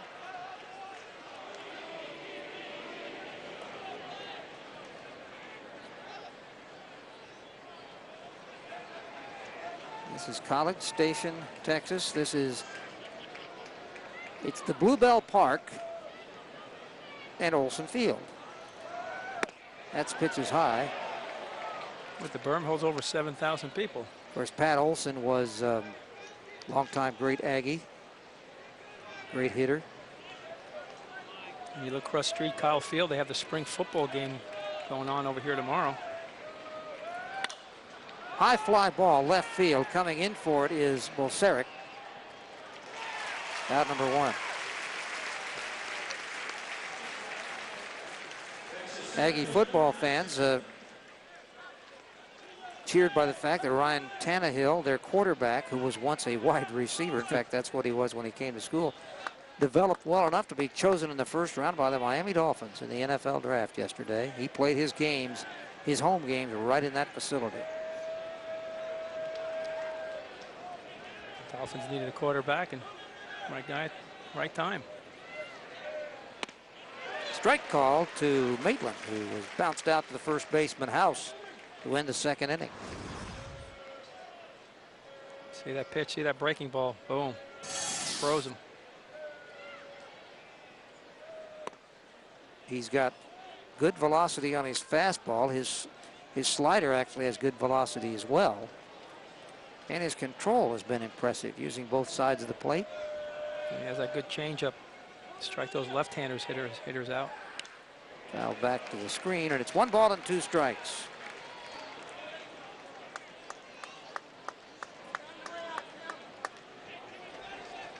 We should see where Michael goes in the draft. He's eligible to get drafted this year, a junior, after your junior year.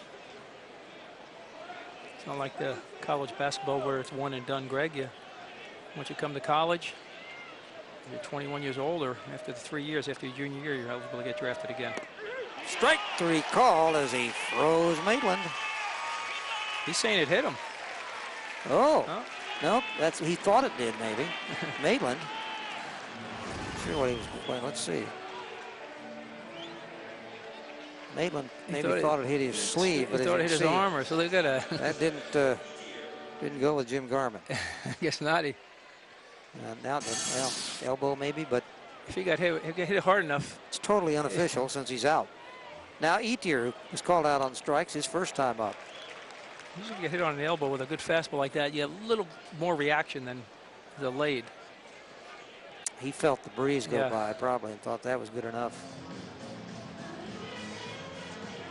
Thing about Waka is he's got the classic pitcher's body. There were a lot of clubs, Greg, back in the Cincinnati Reds, a lot of them back in the 70s and even the 80s. They would draft guys just on their size, and they would, guys who maybe didn't fit that mold, they wouldn't draft them. They'd miss a couple, but they'd rather go with the guys who were, big guys, 6'6", 215, 220, because they know they had more potential, better opportunity to, pitch a little bit longer and pitch in the big leagues versus guys now. We see a lot of guys who are 5'9", 5'10", 5'11", smaller guys who are pitching very well in the major leagues. It's an imprecise science because everyone is different, but a lot of times they'll go with that as a starting point.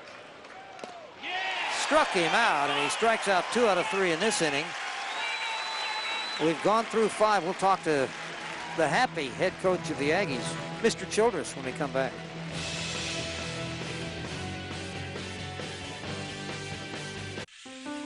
A boy born in Joplin, Missouri was fascinated by anything with wheels and a motor.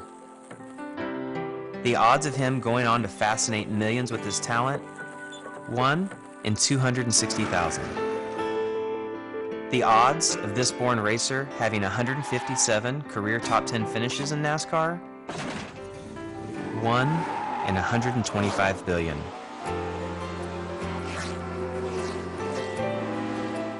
The odds of him winning both the Daytona 500 and the Brickyard 400 in the same year?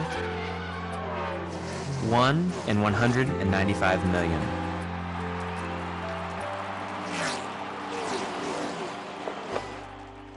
The odds of a child being diagnosed with autism? 1 in 110. I'm NASCAR driver Jamie McMurray, and my niece has autism. Learn more at autismspeaks.org/signs.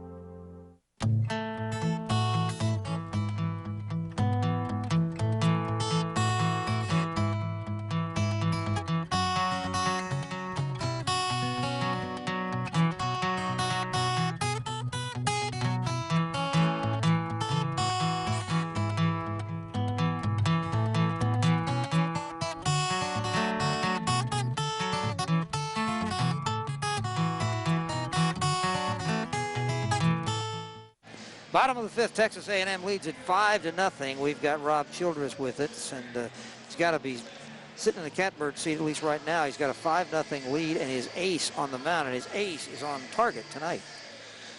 Pitching well, isn't he, Walker? Well, he is. I mean, the whole, the first inning, we give up a leadoff double, and he's able to get out of that. We come in and take advantage of one of their mistakes. And, again, there in the second inning, or the third inning, they make a mistake with 2 outs, and error, allowed us to extend the inning and end up scoring 3 runs with 2 outs. And, we've got a lot of baseball left, but Michael's throwing really well tonight. Yeah, Rob, it seems like he's really moving the ball in and out. You can see it with the strikeouts. He's not staying on one side of the plate. He's got the good off-speed pitch to get the lefties, but really keeping those Texas hitters off balance. Well, he's throwing a fastball for a strike to both sides of the plate and using his changeup well, enough for the breaking ball just to keep him honest. And, like I said, we've got a long way to go, but Michael's really sharp tonight. Long way to go. Thank you for being with us in this what really is a historic game between these two teams here at Texas A&M. Good luck. Thank you, guys. Thanks, Rob. Rob Childress, the head coach. You see Michael there, and you see from the dugout when you use both sides of the plate, he's really on tonight and just showing him the breaking pitch, but getting some strikeouts with that changeup as well. Jacob House takes the first pitch for a strike. House has driven in 2 runs with a sacrifice fly and a single. Nathan's not doing a bad job at all for Texas, Greg. Like you said, all those unearned runs, he's done a really good job of keeping Texas right here. No balls and 2 strikes. House with the 2 RBIs has 38 to pad his team lead. Look at that, only 1 earned run. And that's the thing, Scattered the hits, and the walks haven't been a major factor. One of them scored, but only because of an error. 1 ball and 2 strikes.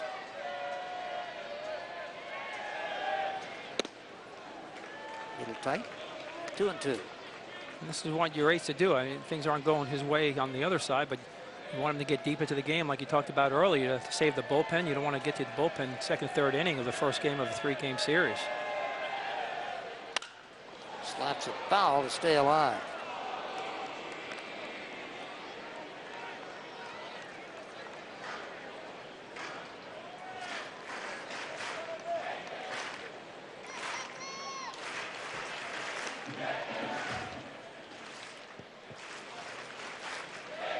One thing that is new in this ballpark this year are down the foul lines.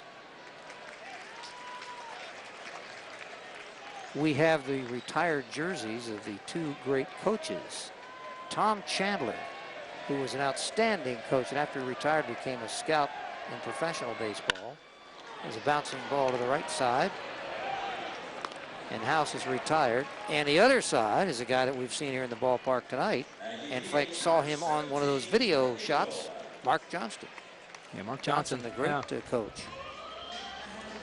And Mark came over from Mississippi State when Tom Chandler was coaching, and he was like back then it was a coach in waiting when Chandler retired, and Mark took over, and he was there ever since. Because he was the coach of that great team that we saw in the John Byington game-winning Grand Slam, a team that won 58 games. Then went on to coach at Sam Houston State for a few years and retired and is back here spending his time at College Station. In fact, he was wearing an Aggie maroon shirt. Spent some time with Jerry Hindle out in Arizona as well. He's a assistant coach out there at Arizona when Jerry was coaching. 2 balls and no strikes. The Yengel. A strike call. Both Tom Chandler and Johnson are members of the Texas Baseball Hall of Fame. Had a fastball on the outside corner. He got that corner. Bouncing ball out to short. Etier. This one he takes care of and guns it across for out number 2. It's like Greg. He stayed in front of that one. It's a routine ground ball. Look at that. Looks it right into the glove. Pulls it right in your body. Fundamental play. Step and throw over to first base for the out. Aggies have not been retired 1, 2, 3 yet, but it could happen here. Bolseric is up. He struck out and walked. They've got a 5-0 lead. They've out-hit Texas 5-3. See, when you're fielding out there, Greg, you know, you got to anticipate the ball coming to you. You got to know who's running, the speed of the batter, how hard the ball's hit, if you have to charge the ball or not, if you have to make a quick throw or you have time to step and throw. All these things come into play, and you have to know that even before the balls hit you. So as a young player, you got to, talk to yourself all the time. What's going to happen on every pitch? What am I going to do with the ball? Where am I going to go? Outfielders the same way. Bases to back up all the time. All these things gamed within the game that you need to know as a player that the most people don't realize. You don't see what's happening out there.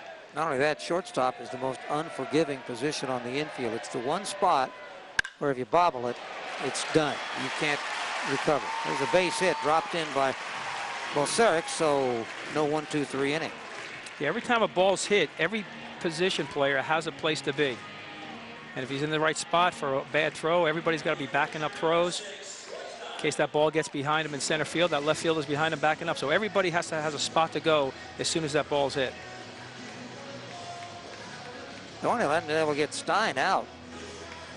He's 2 for 2, taking a little time getting up the plate because he had his catcher's gear on. Now we're going to have a pinch runner at first base. It's Brandon Wood coming over to pinch run. So Bolseric leaves after a 1 for 2 game with a walk.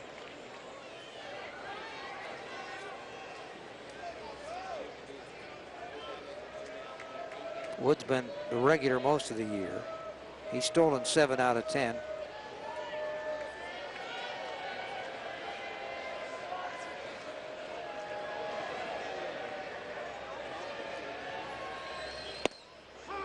And a strike call to Troy Stein. Like I said, he's got 2 hits already on the day.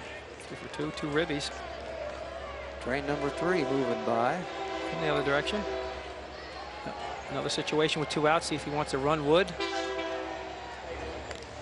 Get him in scoring position. Obviously, Stein's had some success today, knocking in some runs. The train honks its horn, but it's not really for the ballpark. A lot of people think it is. There's an intersection right down to the right. You got to make sure nobody is. There's a swing and a miss. They're cheering right now, Greg. No balls and 2 strikes.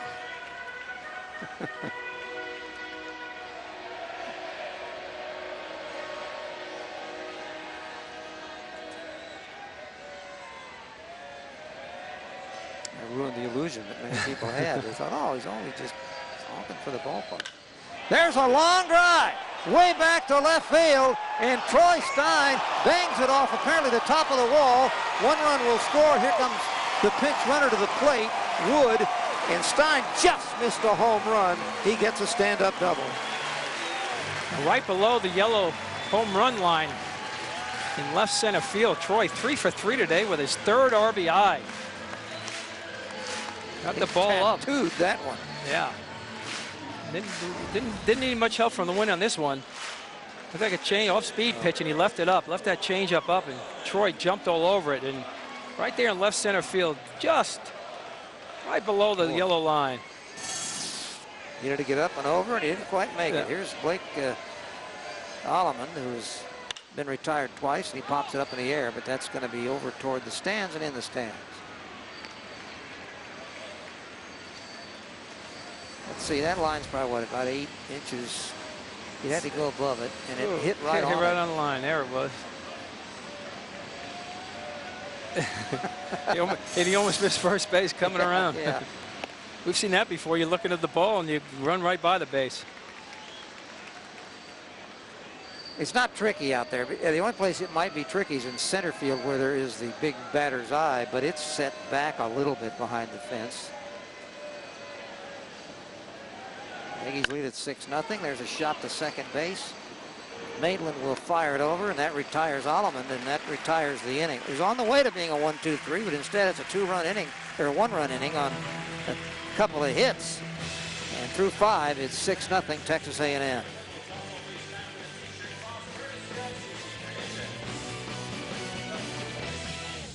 I'm really gonna miss you.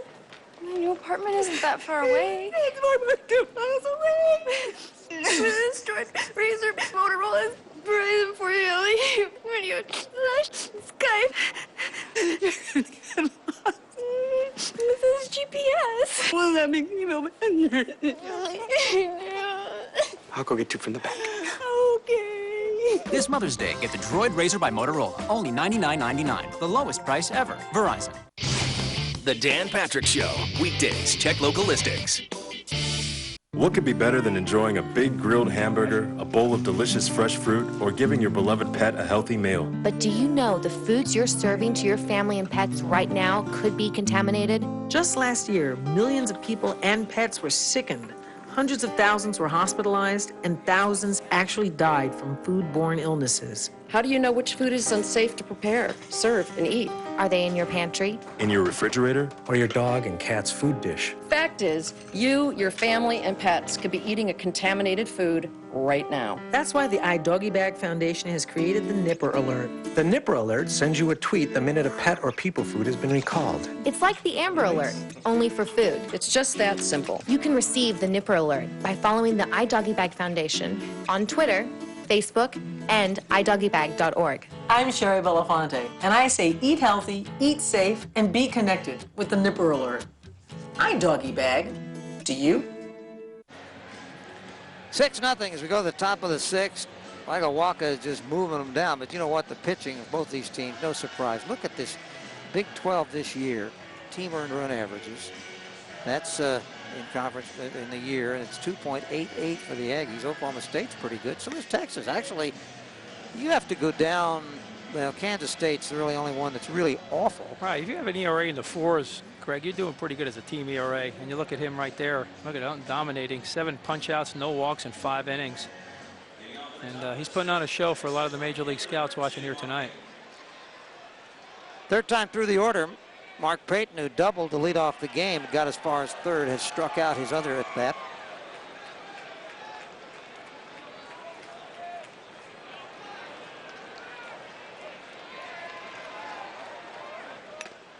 And there may be some people that are wondering, and the answer is no.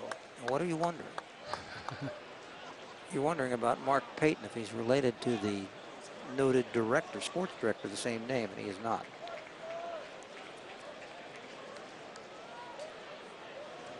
There's some of the people scouting. Yeah, the gun there.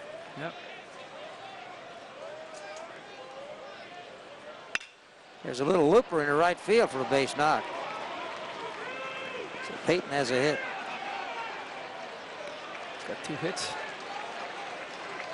2 out of the 4 hits Payton has today.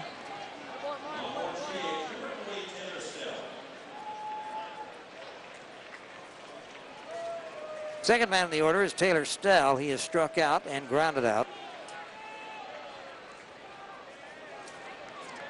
We're in the 6th inning. Through 5, Walker had thrown 71 pitches. There's a strike.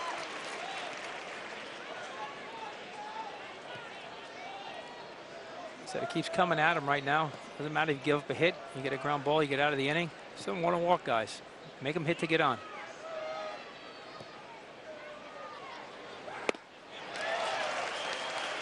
Quickly, 0-2. It really stops, Augie's game of running or bunting. We've seen it so many times, Greg, where that first runner will get on and that next hitter will be putting out a bunt. But when you're down, as you are right now, 6-0. His command has been so good. He hasn't walked anybody, and he's thrown 14 out of 20 first pitch strikes. That's a foul off the screen. So he's jumping ahead of almost everyone. The best pitch in baseball is strike one. You know, you get ahead of those hitters. Now you come back with a fastball. You got a breaking pitch. You got to change up. A lot of things you could do when you get behind. Sometimes you're at the hitter's mercy. And one of those was that opening game hit by Peyton, who was just looking for something. At the same time, Walker was just trying to throw a strike to get the game started. Yeah, throw first pitch fastball, lead off the game, and you know he hit it. Got to give him credit. Got it up in the wind a little bit, but hey, wasn't expecting it. Got it out to the track and on for a double, but he shut him down. 1 ball and 2 strikes to Stell. On the 5th, shortstop will make the play. Getting back at first is Peyton. Reynolds makes the catch. That's the first out. You see the Taylor, you know, those first 2 pitches he swung at were way early in the count. Late in the count, he comes right back in on him. When he's starting to lean on that pitch on the outside part of the plate, he's busting back and gets him on the handle. So far, he's kept this very dangerous hitter under control. Weiss came in at 340, has bounced out to second and bounced out back to the pitcher, Walker.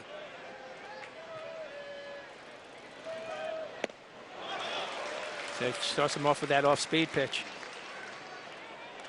And the hitter is no doubt not looking for that on pitch number 1. It's a great pitch. You can throw strike 1 with a breaking ball just to get me over pitch. Most hitters are going to take that pitch.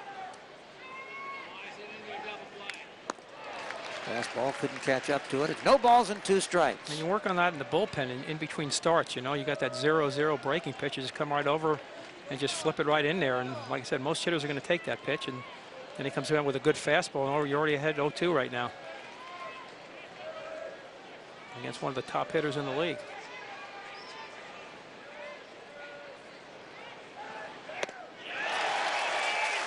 I mean, that shows you pitching right there. He throws a breaking ball for a strike, busts him in with a fastball, and then throws a 2-seamer down and away.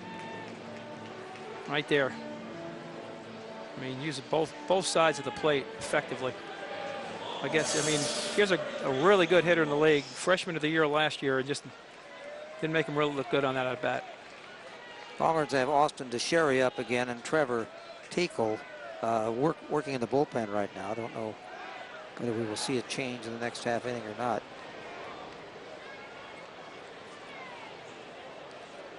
The hitter is Walsh, who has bounced out to first and popped out to the third baseman, Alamond.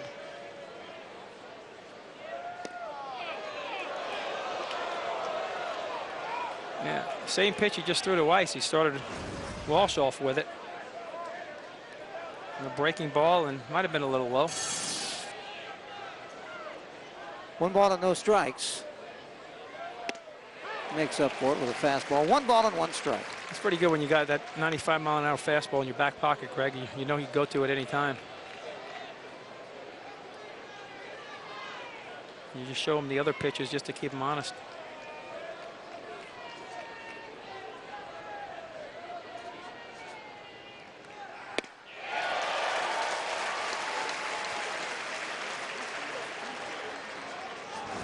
Missed with the breaking ball.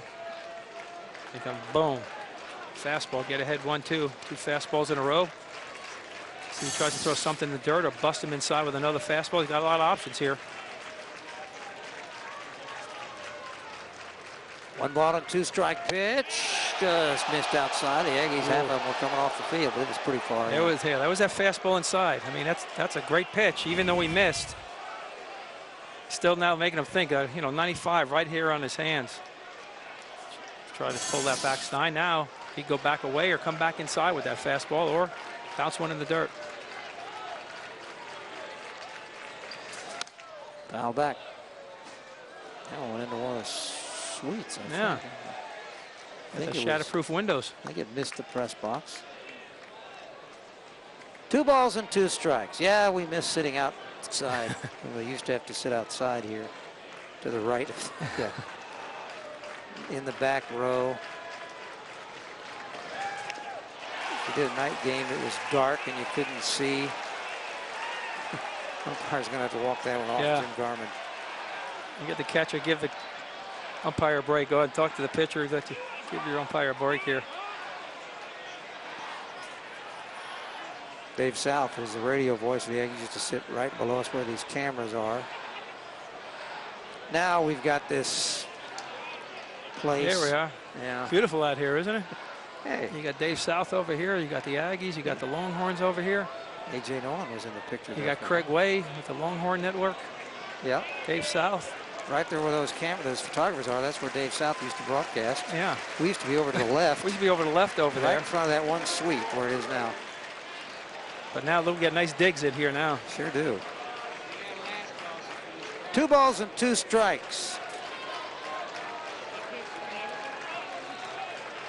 We'll see if he can get something going for Texas.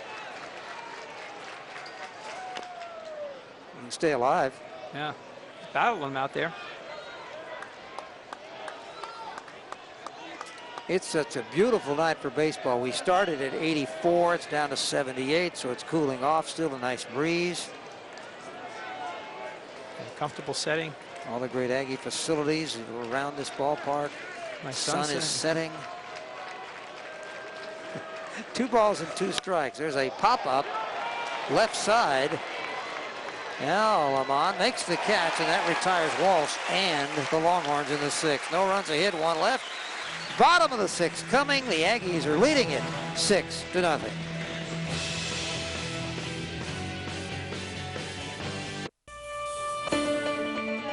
It's time for what Texas A&M does best.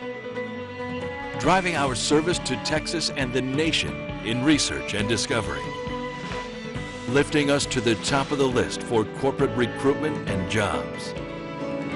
Aggie spirit shines as we challenge and advance. Now, more than ever, it's time for Texas A&M. This is the computer ICU. It's what happens to your computer when it gets infected, slows down, and crashes. And if you don't do something, your computer could wind up here in the computer graveyard. But it could be saved with mycleanpc.com. Is your computer running slow? Are you frustrated with error messages, blue screens, computer freezes, and crashes? Then go to mycleanpc.com for your free diagnosis today. Then just activate the mycleanpc.com software to fix it in minutes. And computer specialists are available while you're online. The best thing about mycleanpc.com was it had a free diagnosis. My computer is 100% faster. You know immediately what the problem is, and the problem is solved right then and there. Download your free diagnosis today at mycleanpc.com. We are watching game 1 of the State Farm Lone Star Showdown between Texas and Texas A&M. Actually, they do it in all sports. They started in 2004. Texas leads the overall series 5-2. And this year, and this is combining all these sports and competition, they lead 9-4 so far. But of course, it comes to an end for the foreseeable future. And we asked Rob Childress, how soon might they get together in baseball again? He's saying, hey, it could be 5 years, because for a couple of reasons. Number one, advanced scheduling, and he brought up something else that's interesting. You don't want to play too many powerhouse non-conference schools, because your conference is going to be tough enough, and you got to get some wins. And that's one reason why it's tough to play Rice, for instance, or it would be tough for Texas and Texas A&M perhaps to play in non-conference games, because for everyone involved, it's a risk. And no question on that. You see Brad's a nice play by Nathan to get him at first base on that bunt, coming off the mound real hard. But you're exactly right, Greg, is the RPI. They're going to have probably the strength of schedule be up top. You see Nathan coming off the mound fast, bare hands the ball, and throws it over to Silva just to get Bradson at first base, who has some speed. So, you know, I think for the fans would like for them to say, well, forget that. Let's just play. But yeah, there's a lot of stuff involved in your postseason seeding and everything else. I mean, if you're A&M and you played Texas and you played Rice every year, of course, TCU before they joined this league, well, TCU now, because those are going to be top quality non-conference games, but you don't want to play too many of those. And they play in that Minute Maid Classic, he says, every year in Houston, so you have some great teams coming in for that as well early in the season. Mikey Reynolds. There's a base hit up the middle. Let's see, I didn't catch the attendance, but I believe it's more than a sellout. 69-something plus 1,500 more students. Plus you got the left field lounge out there. Yeah. It's sold out today. We're in the neighborhood of 8,000 or so, and that's more than capacity. Well, they're here for history. Sad as it may be, that may be the last time in a long time these two teams that have played for 108 years in all sports meet. They'll play again now. There's a bouncing ball to Edie. Oh, but another boot. That was a double play ball, and nothing happens except the error. Boy, he got the ball he wanted, just a tailor-made one right there, right by the bag where he just had to flip it over to Marlowe. But he's had trouble. Jordan has getting a hand on the ball. Look at here, it gets a nice pitch. Routine ground ball. Ball comes up on him. Tough hop on him, but he just couldn't get a handle on it. That last hop was a little higher than anticipated. And you said it earlier, Greg. They, you know, the Longhorns play on turf, and so a little bit different than now they're having to come to the dirt. As you see the pitching coach Skip Johnson coming out again.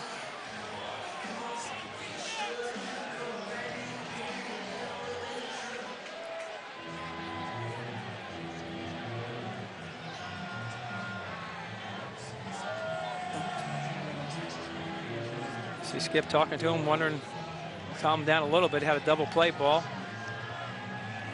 Give the bullpen a chance to warm he's up a little he's bit. up to 98 pitches, 63 of them strikes. Strike percentage very good, but this may be the time they're waiting for the umpire to come out here and tell him to leave, and then they'll make the change. Well, this is a third error for the Longhorns, and that's probably cost him at least 15 to 20 extra pitches he's had to throw in this game.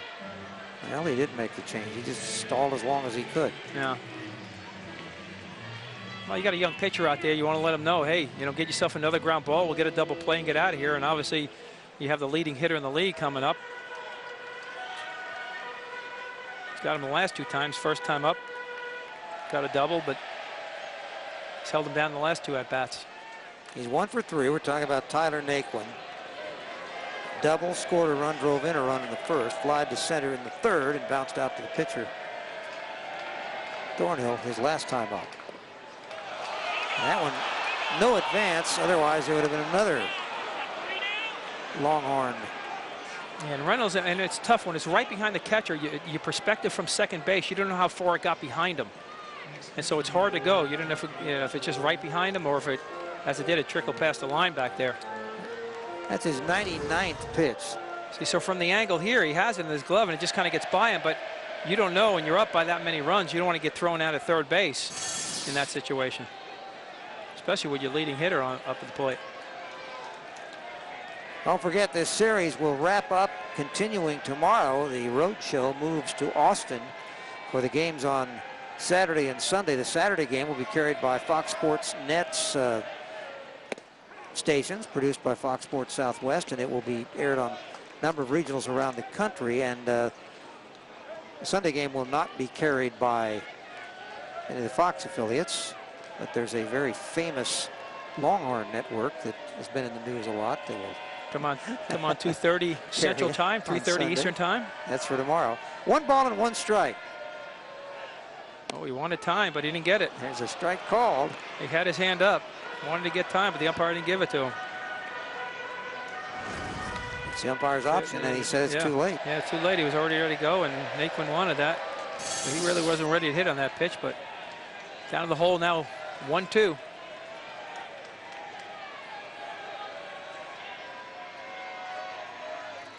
Too high. Greg Lucas here along with Jack Lazorko.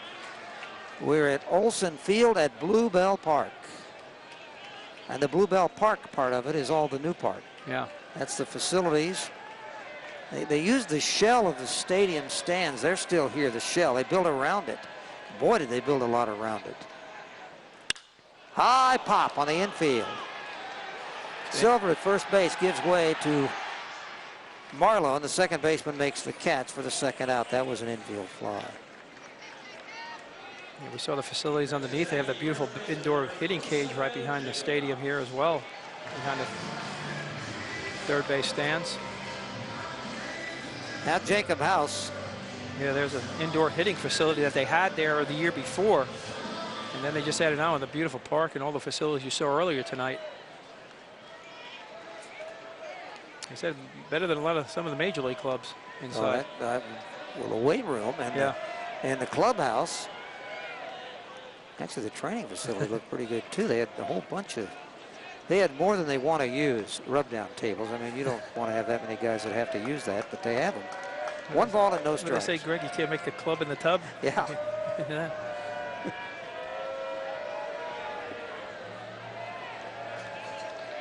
House hit a single and drove in a run. Sacrifice fly drove in a run. Bounced out to second his last time. High in the air, left side. Weiss will give Etier, the shortstop, the chance, and he makes the catch. That retires the side. Well, the error doesn't hurt, except it gave more pitches to Thornhill. We go to the 7th inning now. It's still 6-0, Texas A&M.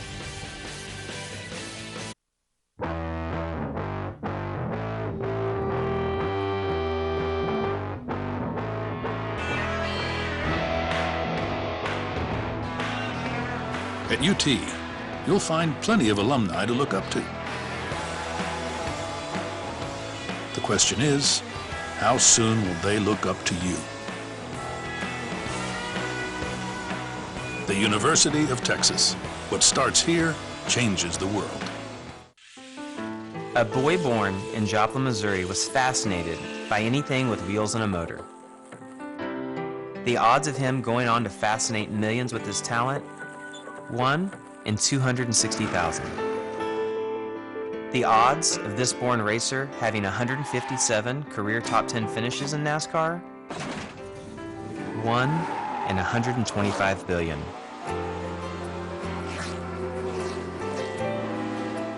The odds of him winning both the Daytona 500 and the Brickyard 400 in the same year, 1 in 195 million.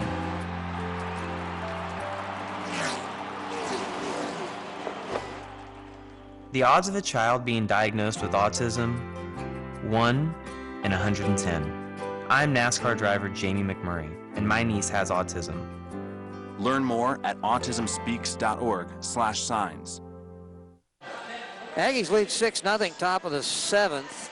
These two teams are 2nd and 3rd in the Big 12. Number 1, wow, the Baylor Bears actually are unbeaten in conference play.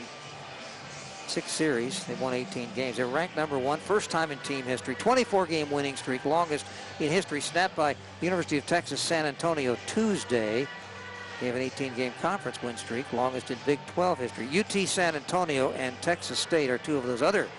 Well, in fact, look, they got to play up Texas State. Those are two of the other teams in state that have really improved their programs, and so those are not gimmies.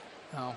That's not Texas home for the ball. You know, those are good schools. A lot of good schools, and that's what Rob Childress was talking about. A lot of good Division I schools in the state of Texas, and you know, those non-conference games on those Tuesdays, they're tough, and so that's why I was saying it'd be hard to, you know, continue to play Texas. Well, Texas State at one point this year early was in the top 25 too. Brooks Marlowe is the hitter. He's leading off here in the 7th. He is flied out and struck out. Fisted ground ball out to Arthur, and the toss over to House. There's one out. He hasn't lost any of his velocity at all, Waka. Still coming inside to these hitters.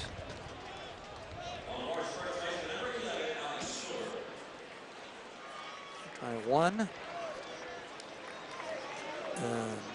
2. That's a pop-up. 3, 4. 4 balls have been hit in the air. Everyone else is either struck out or grounded out. Well, 5 actually, because the double was obviously in the air, but that's not very many. And we thought the wind was going to play a factor today, especially after that first pitch. A couple of the singles were broken bat bloops, but as far as hitting the ball hard in the air, really that double by Payton was it. 1 ball and 1 strike. Silver has struck out and singled. 2 balls and a strike.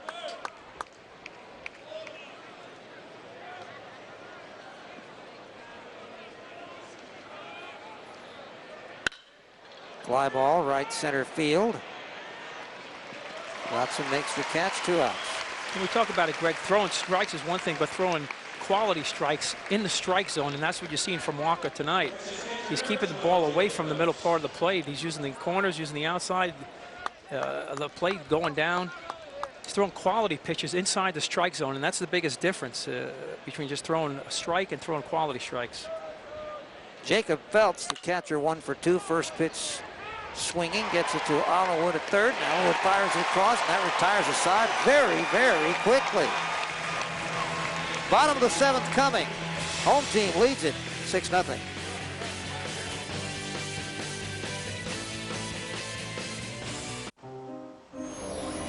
MudPitChicks.com? Hey, remember us? Where have you been? Oh, Bitterbirds. You haven't visited us in a while. Sorry, I've been spending time on another site. FoxSports.com. Look, it's so much more now. With its brand new look, great writers, entertainment, and all-around awesomeness. You'll be back. No one can resist this. Sports, entertainment, pop culture. The new